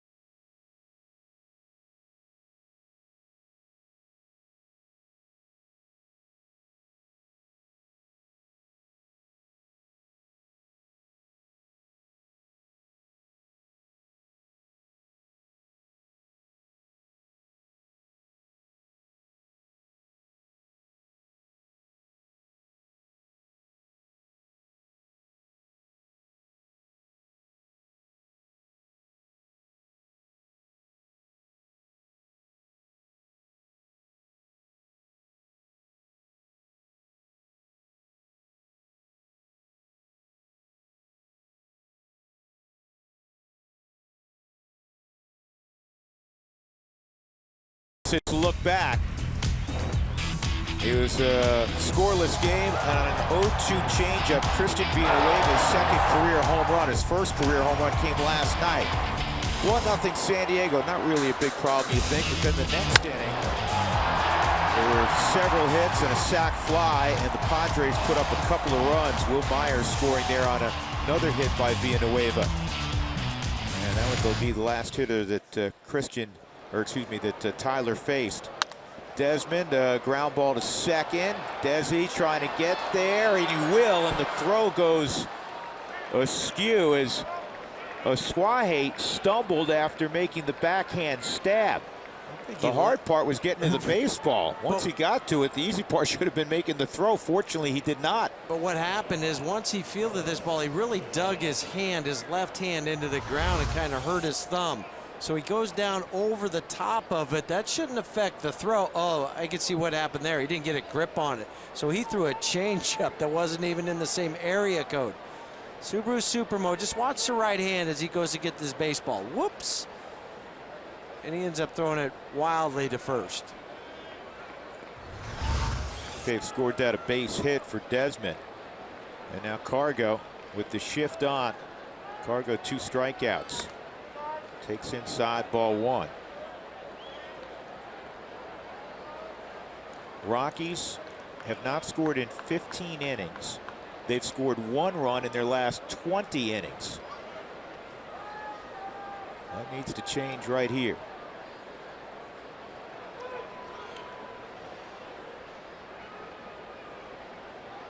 Clayton has the ability to come up and hang.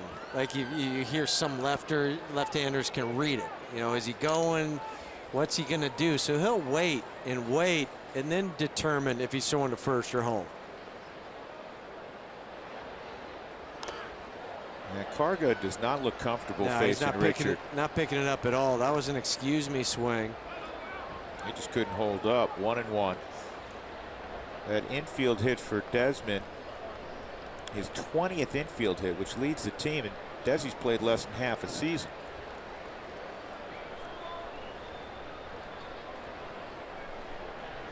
I like the idea, and Cargo is way too fine with it. All he had to do is get it in play on the left side. Yeah, because after it was 1 strike, Solarte moved back to a shortstop position. Right idea, down 3 runs. And Cargo got the bat out. Everything's great, except he dropped it, didn't he? At the end, he dropped the barrel. I mean, he has time. He doesn't have to run out of the box. And he's gone for the 3rd time tonight. All 3 times it's been fastballs in the same spot.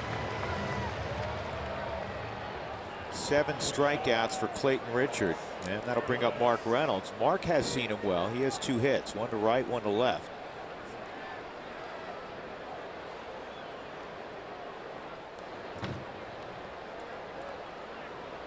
Craig Stammen is up for the Padres. Antonio Senzatella for the Rockies, with the pitcher spot 2 doors away. You just go back to that bunt.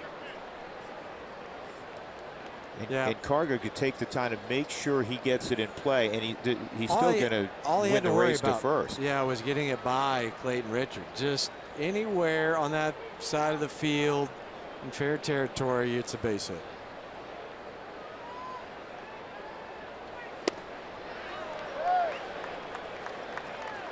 One ball, 1 strike.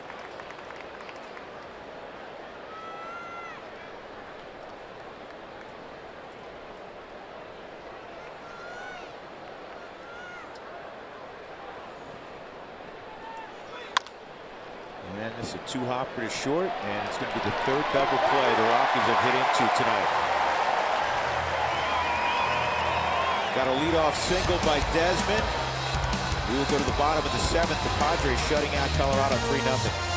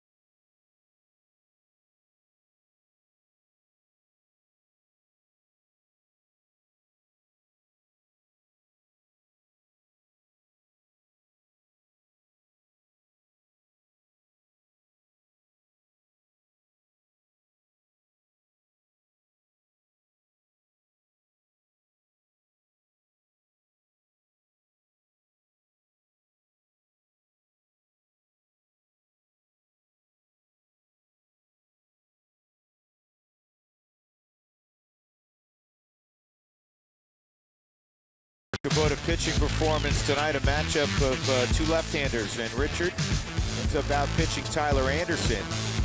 Richard's still out there through 7 innings. He's not allowed to run. 6 hits, 8 strikeouts, 1 walk.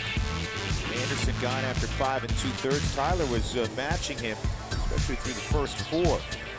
Ober got the final out in the 6th, and now in the 7th, it'll be Antonio Senzatella out there for the Rockies. Austin Hedges will lead it off.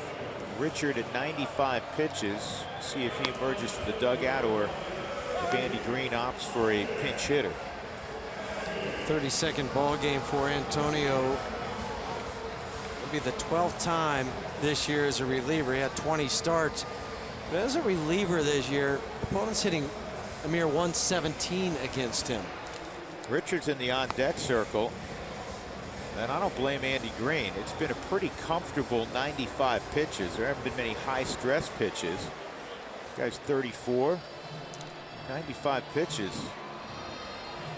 I mean, that's that's like a half a day's work for Nolan Ryan back in the day, right? Yeah, and you think about the ground balls that he's had, some easy ground balls, double plays. Sure, right now the Rockies would prefer the Padres go to the bullpen. Richard's been that good tonight. Hedges a fly ball to right and a strikeout. 3-0 Padres.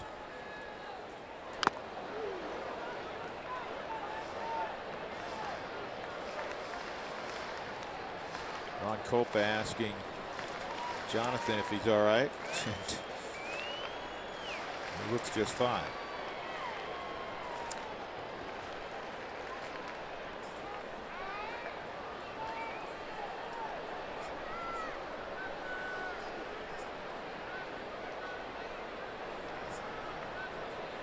Fastball away, and it's just off the plate at 97. 1-1 on Hedges.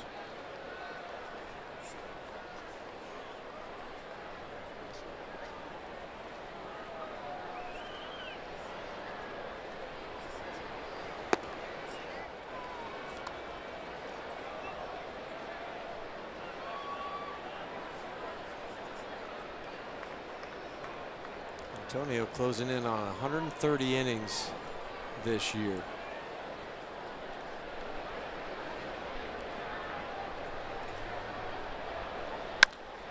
This ball lined to deep left field, and laying out is Desmond. Can't make the catch. It'll be a double leading off for Hedges. I don't know what's changed in the last inning plus for the Padres hitters, but they're not missing many barrels. Now this third time through the lineup, whether it was against Anderson and now the first hitter against Senzatella, they have squared up about 5 pitches and hit absolute seeds. Well, that ball missed its mark by a foot. Jonathan wanted that one down and away, and that ended up down and in. And we've seen this a number of times this year with the runner in second. You have the pitcher up, you know it's an automatic bunt is being called from the Padres dugout, but he'll come out and discuss how he wants this played to make sure everybody's together. So Trevor's going to play halfway, I'm sure, in between second and third. He's done this before, where he kind of goes over there, kind of waits into that 5.5 hole. DJ will hold the runner close at second. You might even see a pickoff out there as Mark is creeping in. And then it just becomes a foot race for DJ. If they do get the bunt down, they don't get the lead guy for him to get over to first base.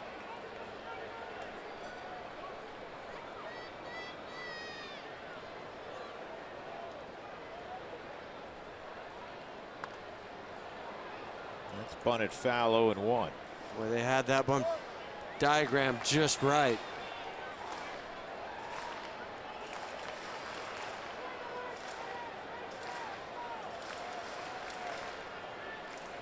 The thing too I like is Trevor, the way he's positioned out at short. He'll be kind of be turned, so he's got his eyes on the runner at second, and then also to make sure he can get closer over to third. And another bunt foul.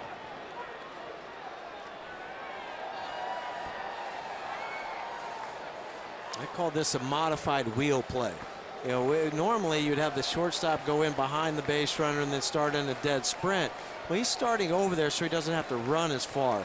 He can read the play a little bit more in case that hitter were to pull the bat back and attempt to swing.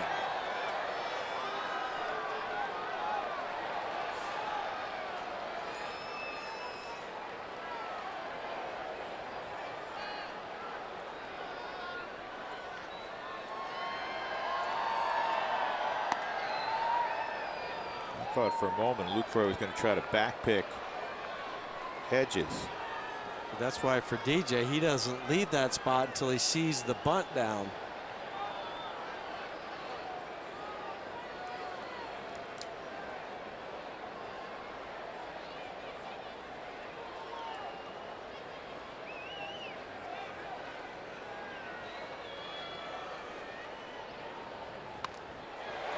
This is going to be a tough play. Reynolds has to retreat, and Senzatella has to make the play on the right side. That was a perfect bunt with 2 strikes by Clayton Richard. First 2 times he was trying to bunt into the Rockies' play, what the Rockies wanted him to do, to bunt it to third. And this time he pulls it back and bunts it in the only place possible for him. You see a little bit of the indecision from Mark. He made the right call, but he knows that Antonio has to get there for the sag bunt. 1-3. Infield in, Margot is 2 for 3 at the plate, the leadoff hitter for the Padres. Ball 1. It is a final in 10 innings. The Cubs have defeated Milwaukee, tied it up on down to their final strike in the 9th inning, and they win it in 10. That's good news, but the Rockies have to find a way to overcome a 3-run deficit late here at Petco. And the Cardinals already won. That's right. That's a strike. So the Cardinals right now are just 2 back. And they got Cincinnati again.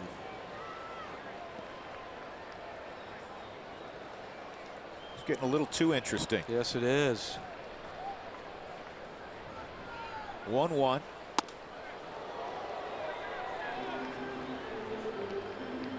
Bottom line, you can forget who the opponent is. It's stating the obvious. It's going to come down to which one of the 3 teams plays the best baseball in the final 10 days.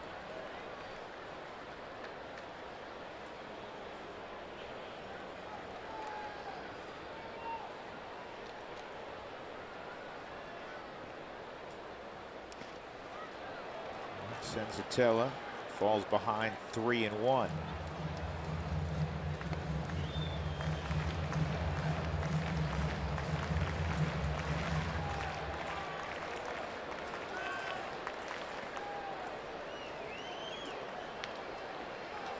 Rockies want to finish in a somewhat similar fashion. 07 was off the charts, but they want it to be more 07-like than 2010-like, when they lost 13 of their final 14. This is in the air to shallow right, foul ground. If Reynolds makes the catch, he's got to wheel quickly. And Mark couldn't make the catch. I think if he makes that catch, though, the Hedges is going to score from third. It'll be interesting because of 2 factors. 1, Hedges isn't a blazer, and 2, Mark Reynolds has a strong arm. Yeah, but if he would have caught that, even when he missed it, though, did you see how hard he went into the wall? Yep. Would have been tough. Yeah. Would have been tough. See if Senzatella can get a strikeout on Margot. Got it. He did.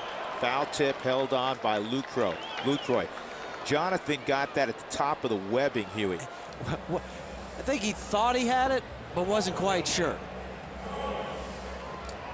He says he's got 2 outs. Come on, let's go. Right at the edge of that webbing.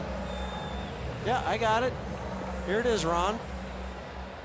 Boy, above the hands with some velocity. Foul tip in the glove, 2 outs. Here's the second baseman, Asuaje, breaking balls outside. He's 0 for 2. He got a sac bunt down last inning. Padres rallied for a couple in the 6th. They're up 3-0. Standing at third base is Austin Hedges. He had a leadoff double.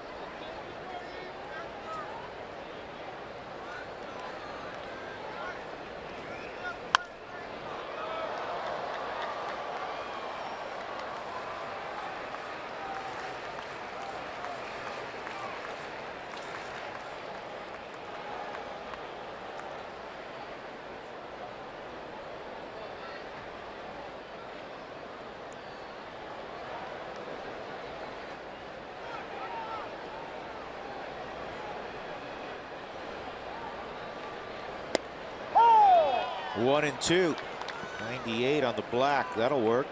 We've been seeing some high velocity numbers from Antonio. 97, 98. In the 8th inning for the Rockies, it'll be Lucroy, a pinch hitter, and then Blackman. Senzatella trying to make one more pitch. Good block by Lucroy.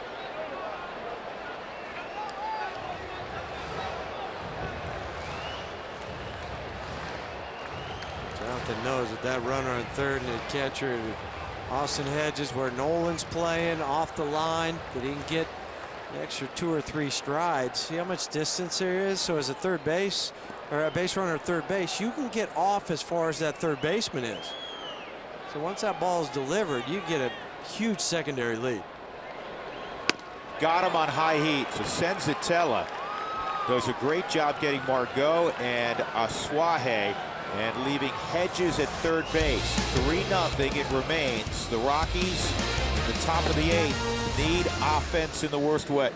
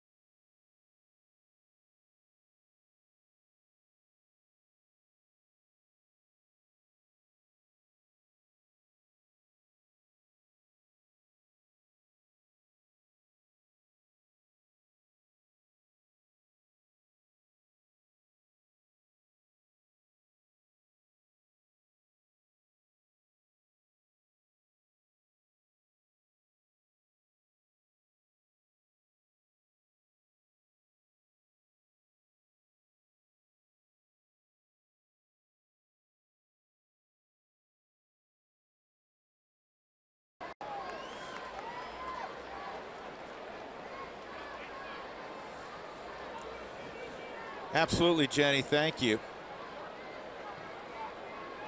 Jonathan Lucroy with a 1-1 count as Clayton Richard remains out there. He's at 97 pitches.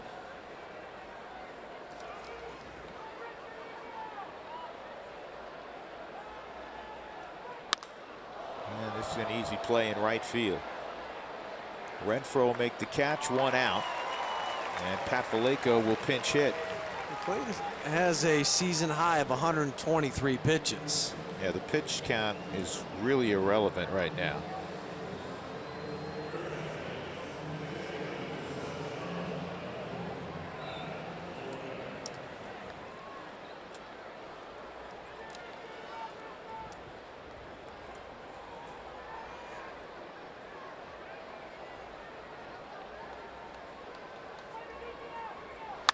And that almost took Richard's head off. Pat Vallejo, another pinch hit.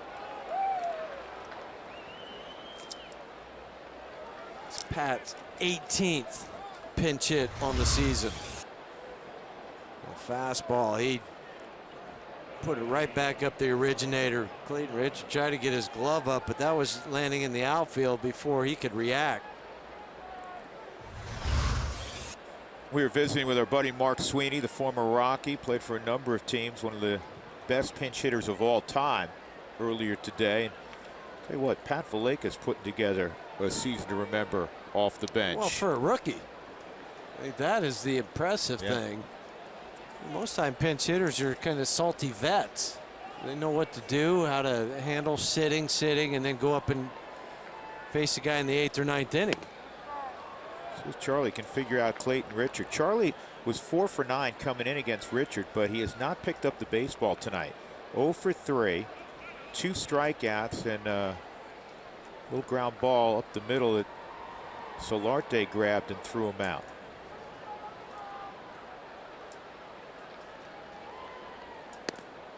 Charlie made a mistake there. Yeah, but you know that you can't just back out. It has to be granted.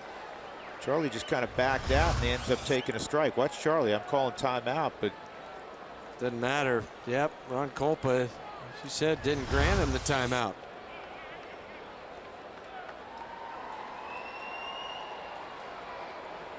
One and one.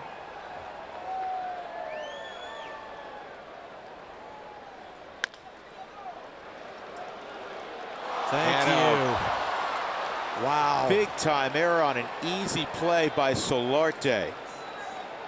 That is as easy as it gets, and Solarte just booted it. And it's interesting because, again, you were shortstop.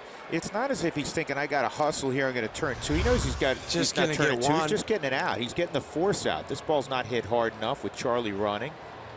He just took his eye off it, right? Yeah.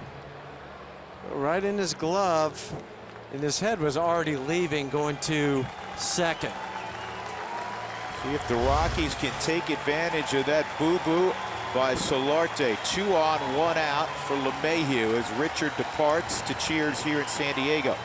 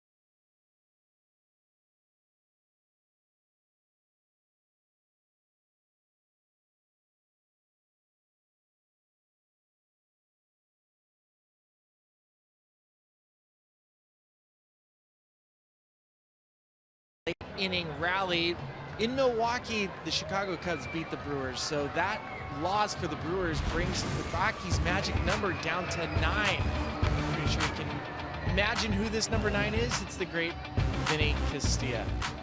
Obviously, we'd love to see the Rockies continue and show some sort of rally this inning to get that number down to 8. But as of right now, 9 is the magic number. All right, Spilly, Kirby Yates, as you see Vinny in the dugout, is on board now for San Diego. LeMahieu at the plate. And this is just the second time tonight, Huey, the Rockies have had 2 on. Yep. You have to go back to the first inning, back-to-back hits by LeMahieu and Arenado, but then Story bounced into a 6-4-3. So just the second time tonight you've had a runner in scoring position. Kirby Yates, a hard thrower, 94 miles an hour, changeup about 87. Slider 86 for Kirby.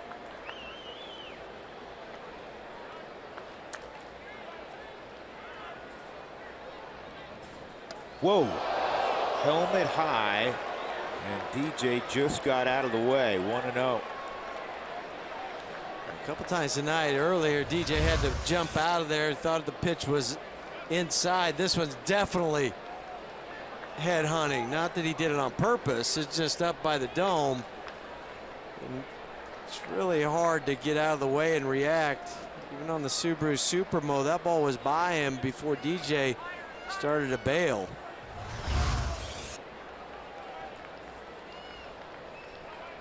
Here's the 1-0.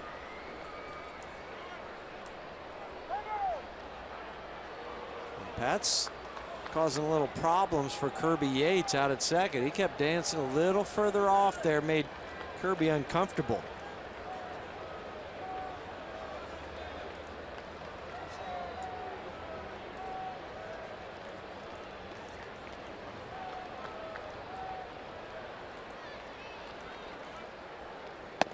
Two and 0. Last 7 ball games, if you take away the Saturday night in which the Rockies beat up the Padres with 16 runs, their biggest shutout in franchise history, 16-0. The Rockies in the other 7 have hit just .234 and averaged 2 runs a game. Trying to fight their way out of a slump.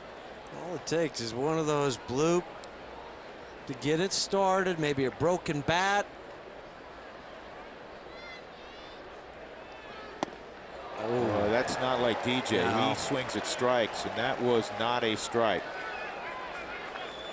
That was a case of, I'm going to swing hard at this one in your mind before the pitch is delivered. You don't even see it. You just say, I'm going to swing at this because we need something to go.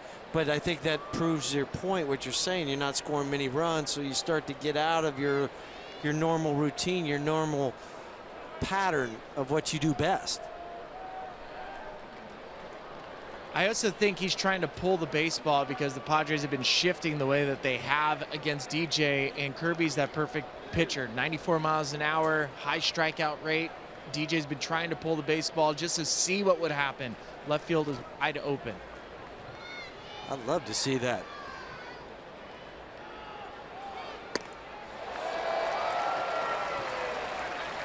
Well, that was a better pitch to try to do it on. 95. 2-2.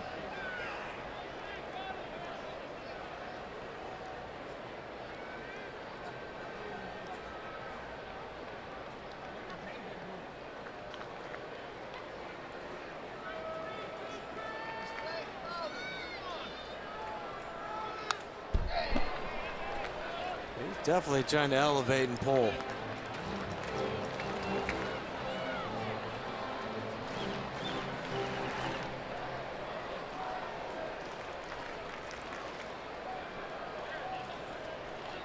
DJ's usually as disciplined a guy as you will see, and he does not, and he has said that he's been asked about this with the shift. He tries to stay with his same approach.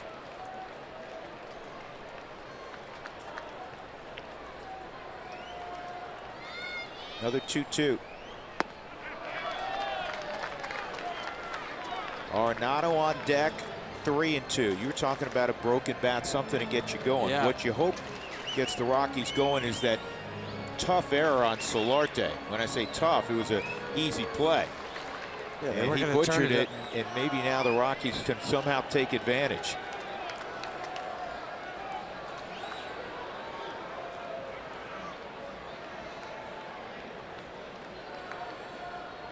Three-two.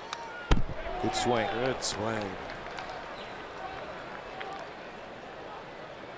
And the timing down on those 95s. Say this inning takes on even greater importance because of Brad Hand's typical effectiveness in the 9th inning.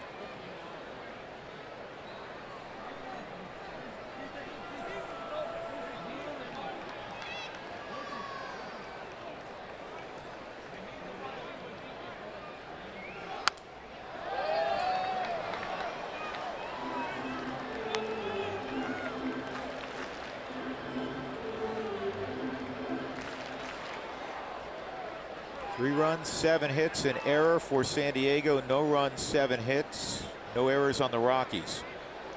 Top of 8, first of 4 in San Diego.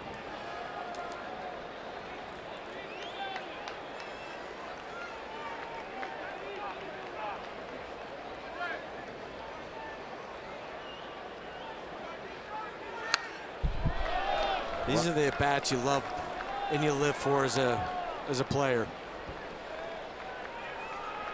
And he's trying to gas you up with 94, everything in on the Subaru strike zone. TJ's had some good rips at those ones he's fouled back. You know, he's just gonna make him pay.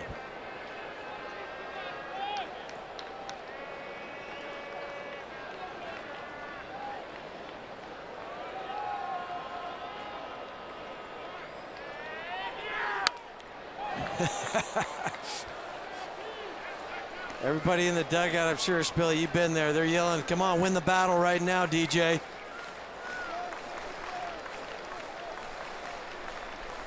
Glenn Allen Hill. G. Hill joined the club in San Francisco after stewarding the Albuquerque Isotopes for another year. You can hear the guys. I'll put my mic right up next to the dugout. Here's pitch number 11.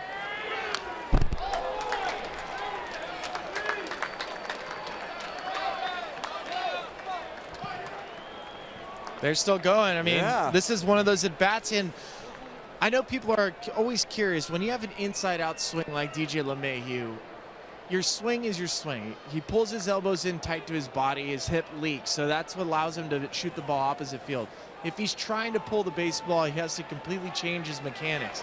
That's why it's so difficult for him to pull a fastball over 95. Yates spins one and wins the battle. Now they're 2 outs, and it'll bring up Nolan. Well, that took some guts from Kirby Yates to go something off speed.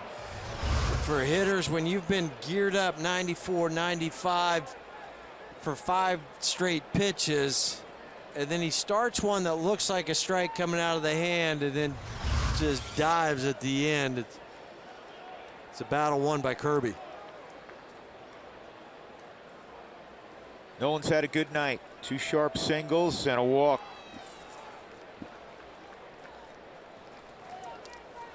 Last 9 against the Padres, he's hit over 500, but I care less about that right now. He needs to come through here, and he could not. Ground ball to short, and the Rockies do not score. Again, it's been since Tuesday night in the 8th inning, the last time they crossed home plate. 3-0 Padres.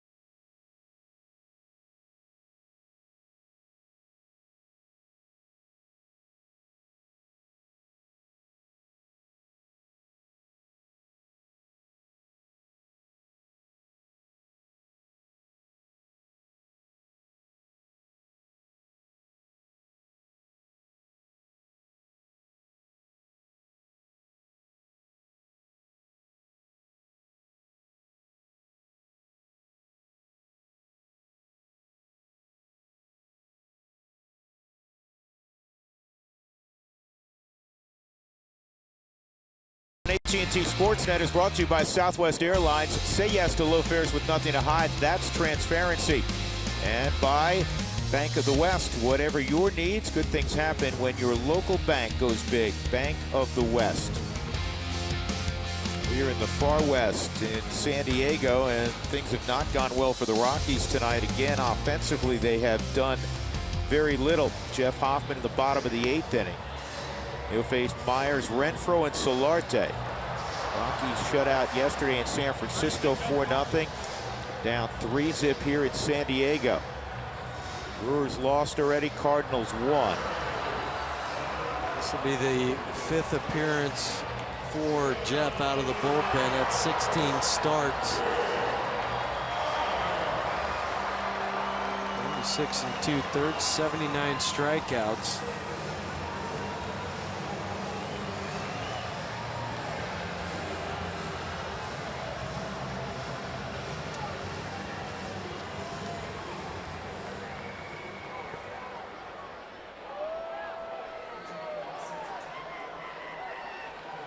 Myers 0 for 2. He walked and scored in the 6th inning. And Hoffman's curveball's high, ball 1.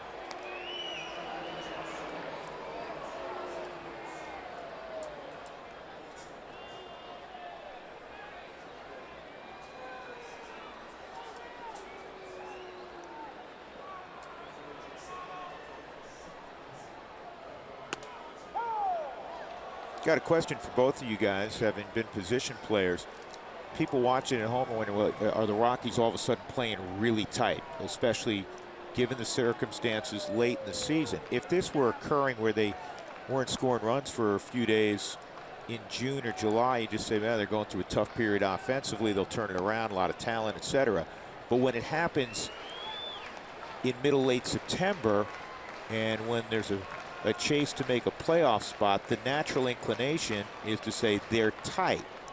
You guys played this game for a long time. Which is it?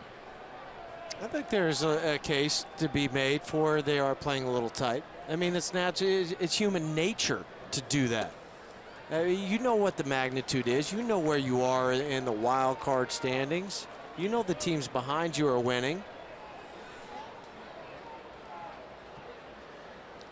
Spilly? Doesn't look like they're having as much fun as they did a week ago.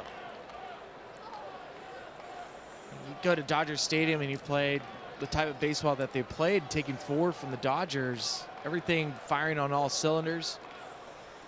A week later, they look nothing like that. 3-2. And I think when you watch the team, and especially since Sunday, I think watching certain plays, certain breaks not going the Rockies' way, certain balls and strikes not going the Rockies' way, it feels like everything starts to pile on. And even having been in these situations where you just need something positive to go your way, and that's not happened for about 4 days now. Well, you had something go your way just a little bit in that Charlie Blackmon hit a routine 2-hopper to short, and Solarte just dropped the baseball, and all of a sudden you went from probably, 1 on and 2 outs to 2 on and 1 out in the right part of the lineup. DJ had a great at bat, and unfortunately Kirby Yates made a really good pitch finally and struck him out, and then Nolan grounds out to end it.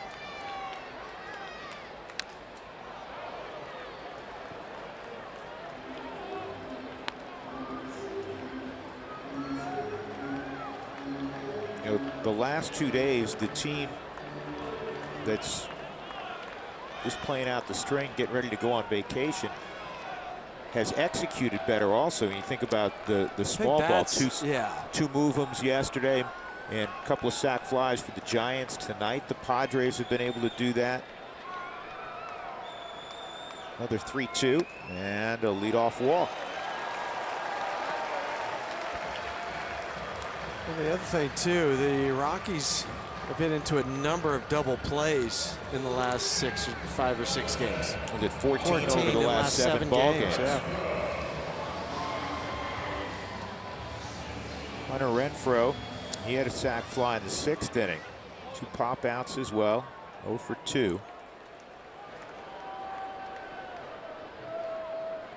24 home runs, ties a rookie record for the Padres, set back in the late 60s by Nate Colbert.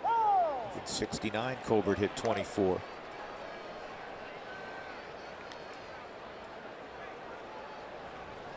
Jed Jerko hit 23 in 2013.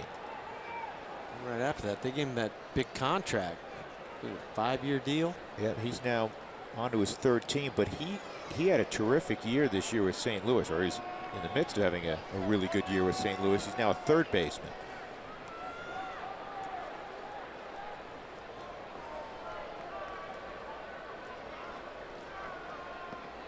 One strike on Renfroe.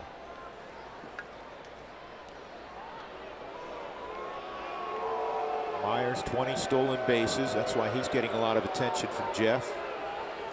The Padres have stolen 85 as a club.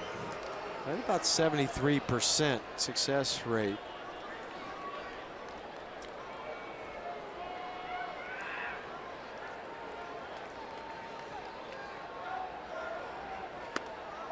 Curveball 0-2.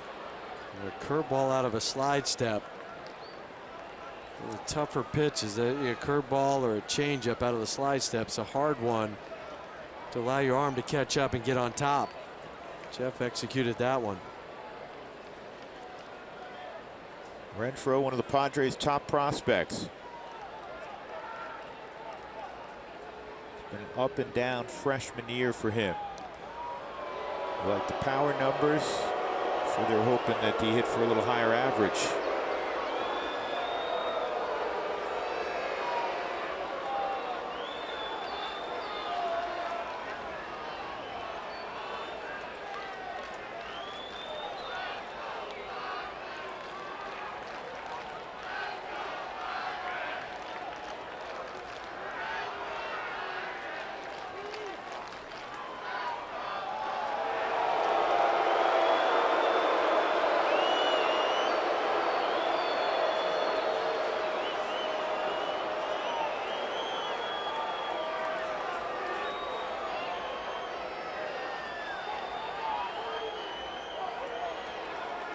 We'll go back to that slide step curveball.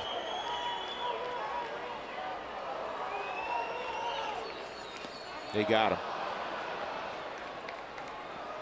So Renfroe's out number 1 in the 8th. That'll bring up Yangervis Solarte. You want to be at Coors Field for the final home games of the regular season as the Rockies take on the Los Angeles Dodgers September 29th through October 1st. Purchase your tickets online at Rockies.com.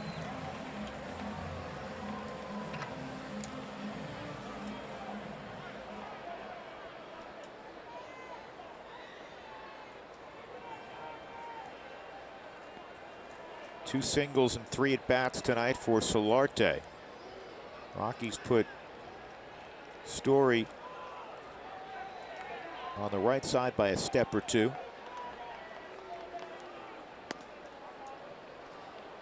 He was trying to do what Cargo did.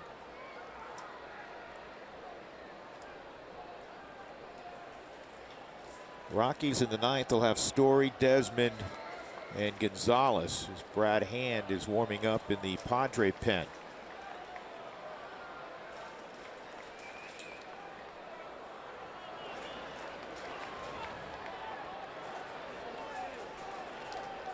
He was leaning a little bit. Yes, he was. Definitely took a lean half step towards second. Why in every ballpark in America do fans boo when the opposition checks on the runner? Or say balk, I don't know.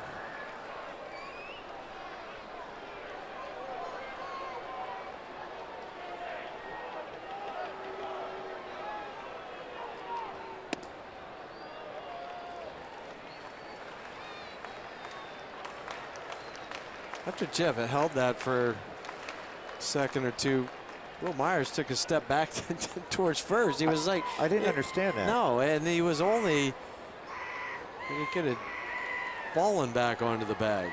Now he's got his normal lead. You know, it opened up Hoffman to, you know, go to the plate in whatever manner he wanted to. Looked like he may have gone. He did. You got it right, and so did Jerry Meals, the most important guy. Ball and 2 strikes on Solarte.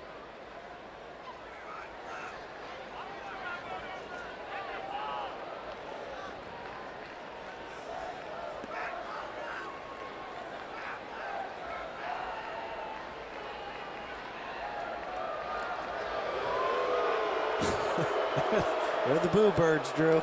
They're there.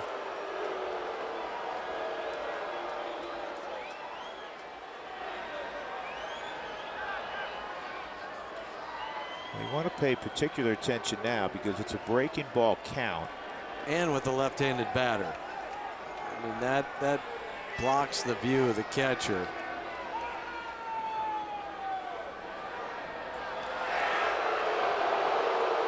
I like this from Jeff, though. You're not going to just give him that free 90. You gets the lead out there. He's leaned a couple times.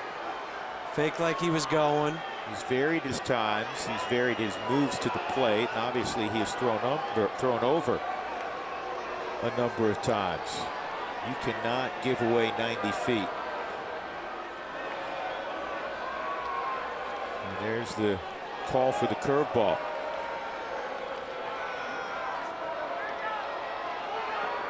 And he got him. Good job by Jeff. Back-to-back strikeouts of Renfroe and Solarte. And now we'll try to get the hitting start tonight for the Padres. Christian Villanueva.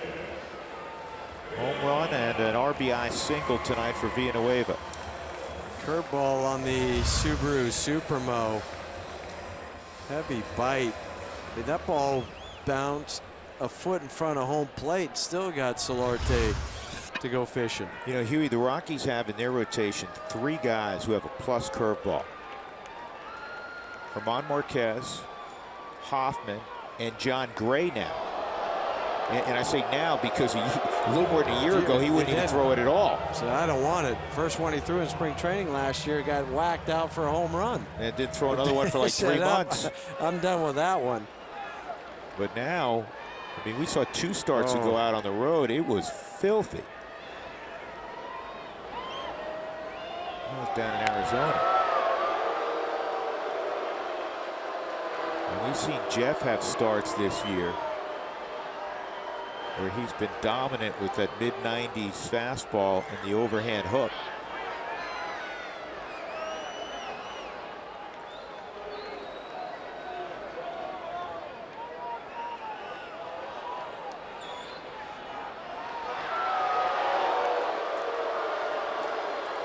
There's 30,000 plus people here tonight, and they're going to go to work hoarse tomorrow for no reason. It's part of baseball. Well, he has a professional wrestling gig tomorrow, so. You can't tell if he's hoarse or not. Right. Not going to matter. It's part of his act. Talking a raspy voice. In the air to right center field. Cargo calling for it. He's got it. So we'll go to the 9th inning. The Rockies need to rally in a large way. They're down 3-0. Story will be first up against Brad Hand.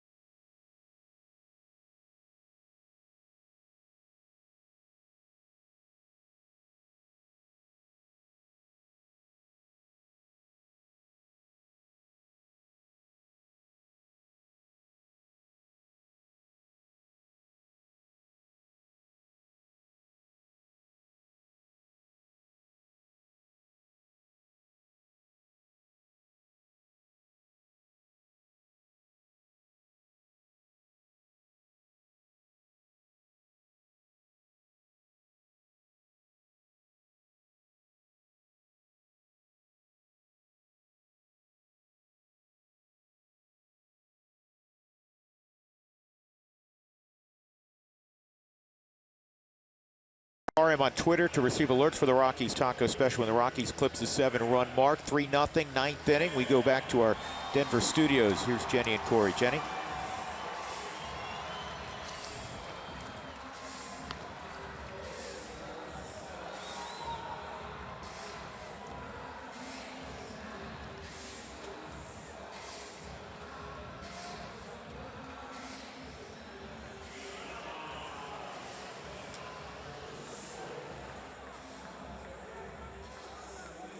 All right, Jenny, thank you. So Brad Hand is out there. He has 17 saves in the second half, which is tied for third most in the National League. Also, the 97 strikeouts that you see is third among National League relievers and tied for fifth among all Major League relievers. There's a lot of question whether he would be here in the second half. They thought he'd be dealt at the trade deadline. He was one of the guys they said we're going to hold on to. We want him to be part of our future. Well, he's still controllable. It wasn't like he was going to become a free agent at the end of this year and you get nothing in return. Well, they said it's got to be the right package of players, and they didn't feel like they got it, so they kept him. Hand got the save in Sunday's 4-3 win for the Padres. And they came from behind down 3-0. He's working on 5 1/3 scoreless. You need to end that tonight. Trevor 1 for 2 in his previous games against Brad Hand.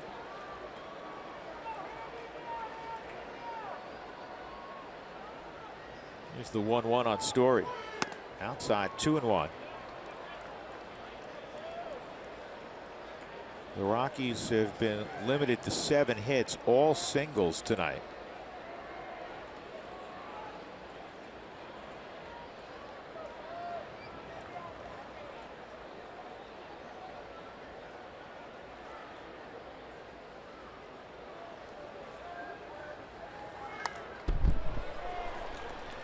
Two and two. Second half, Corey Knebel of Milwaukee has 23 saves. That's the most since the All-Star break. Sean Doolittle, who was picked up by Washington from Oakland, has 19. It's turning into a really nice pickup deal for Washington. And then Brad Hand and Kenley Jansen both have 17.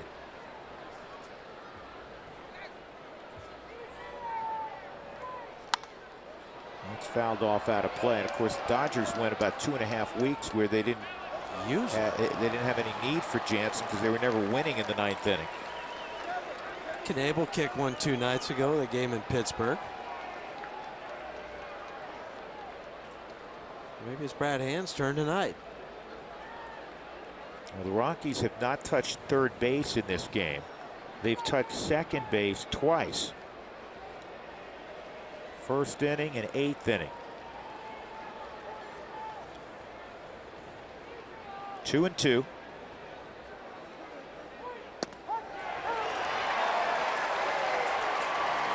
One out. Desmond will come up.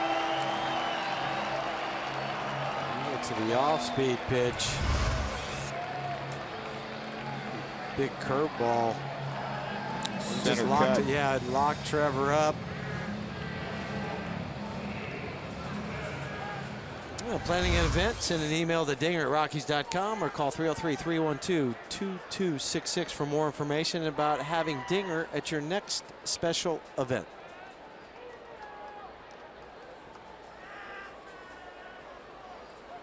Desmond, an infield hit his last time. He takes a strike.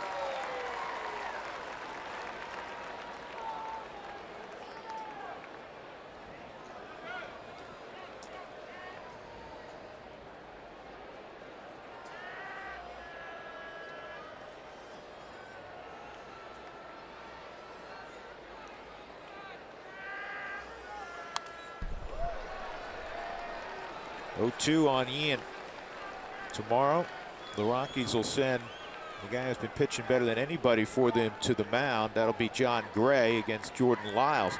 But this really hasn't been about pitching because you know, Tyler Anderson pitched well. He ran into a little problem with the home run in the 5th, a couple runs in the 6th inning, but still 3 runs on the board. Yesterday it was 4 for the Giants. This has been about a lack of offense. Well, the first 77 games for the Rockies, they were shut out 7 times. The next 69 games, 0 shutouts. In the last 6 games, now possibly last 7 games, it could be 3 shutouts. 3 out of the last 7. And there's tomorrow's starters.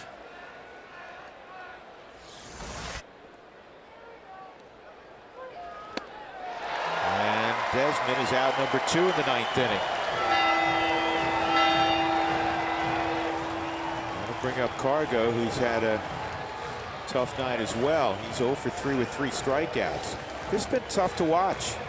It's been really tough on Rockies fans to see this because the Rockies had gotten all kinds of momentum back. 6-2 road trip. They take 2 straight from the Padres. On Sunday, they're poised to sweep San Diego, and they let that game after the rain delay get away. And then the 2 ball games in San Francisco, and now they're 1 out away from falling in the opener of a 4-game set against the Padres. Cargo's just not seen the ball tonight.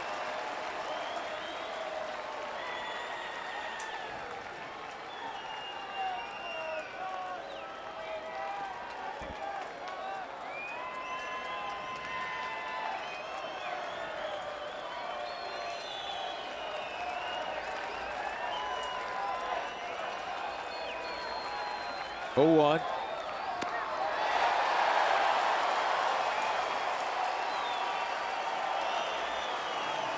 Two strikes on Carlos.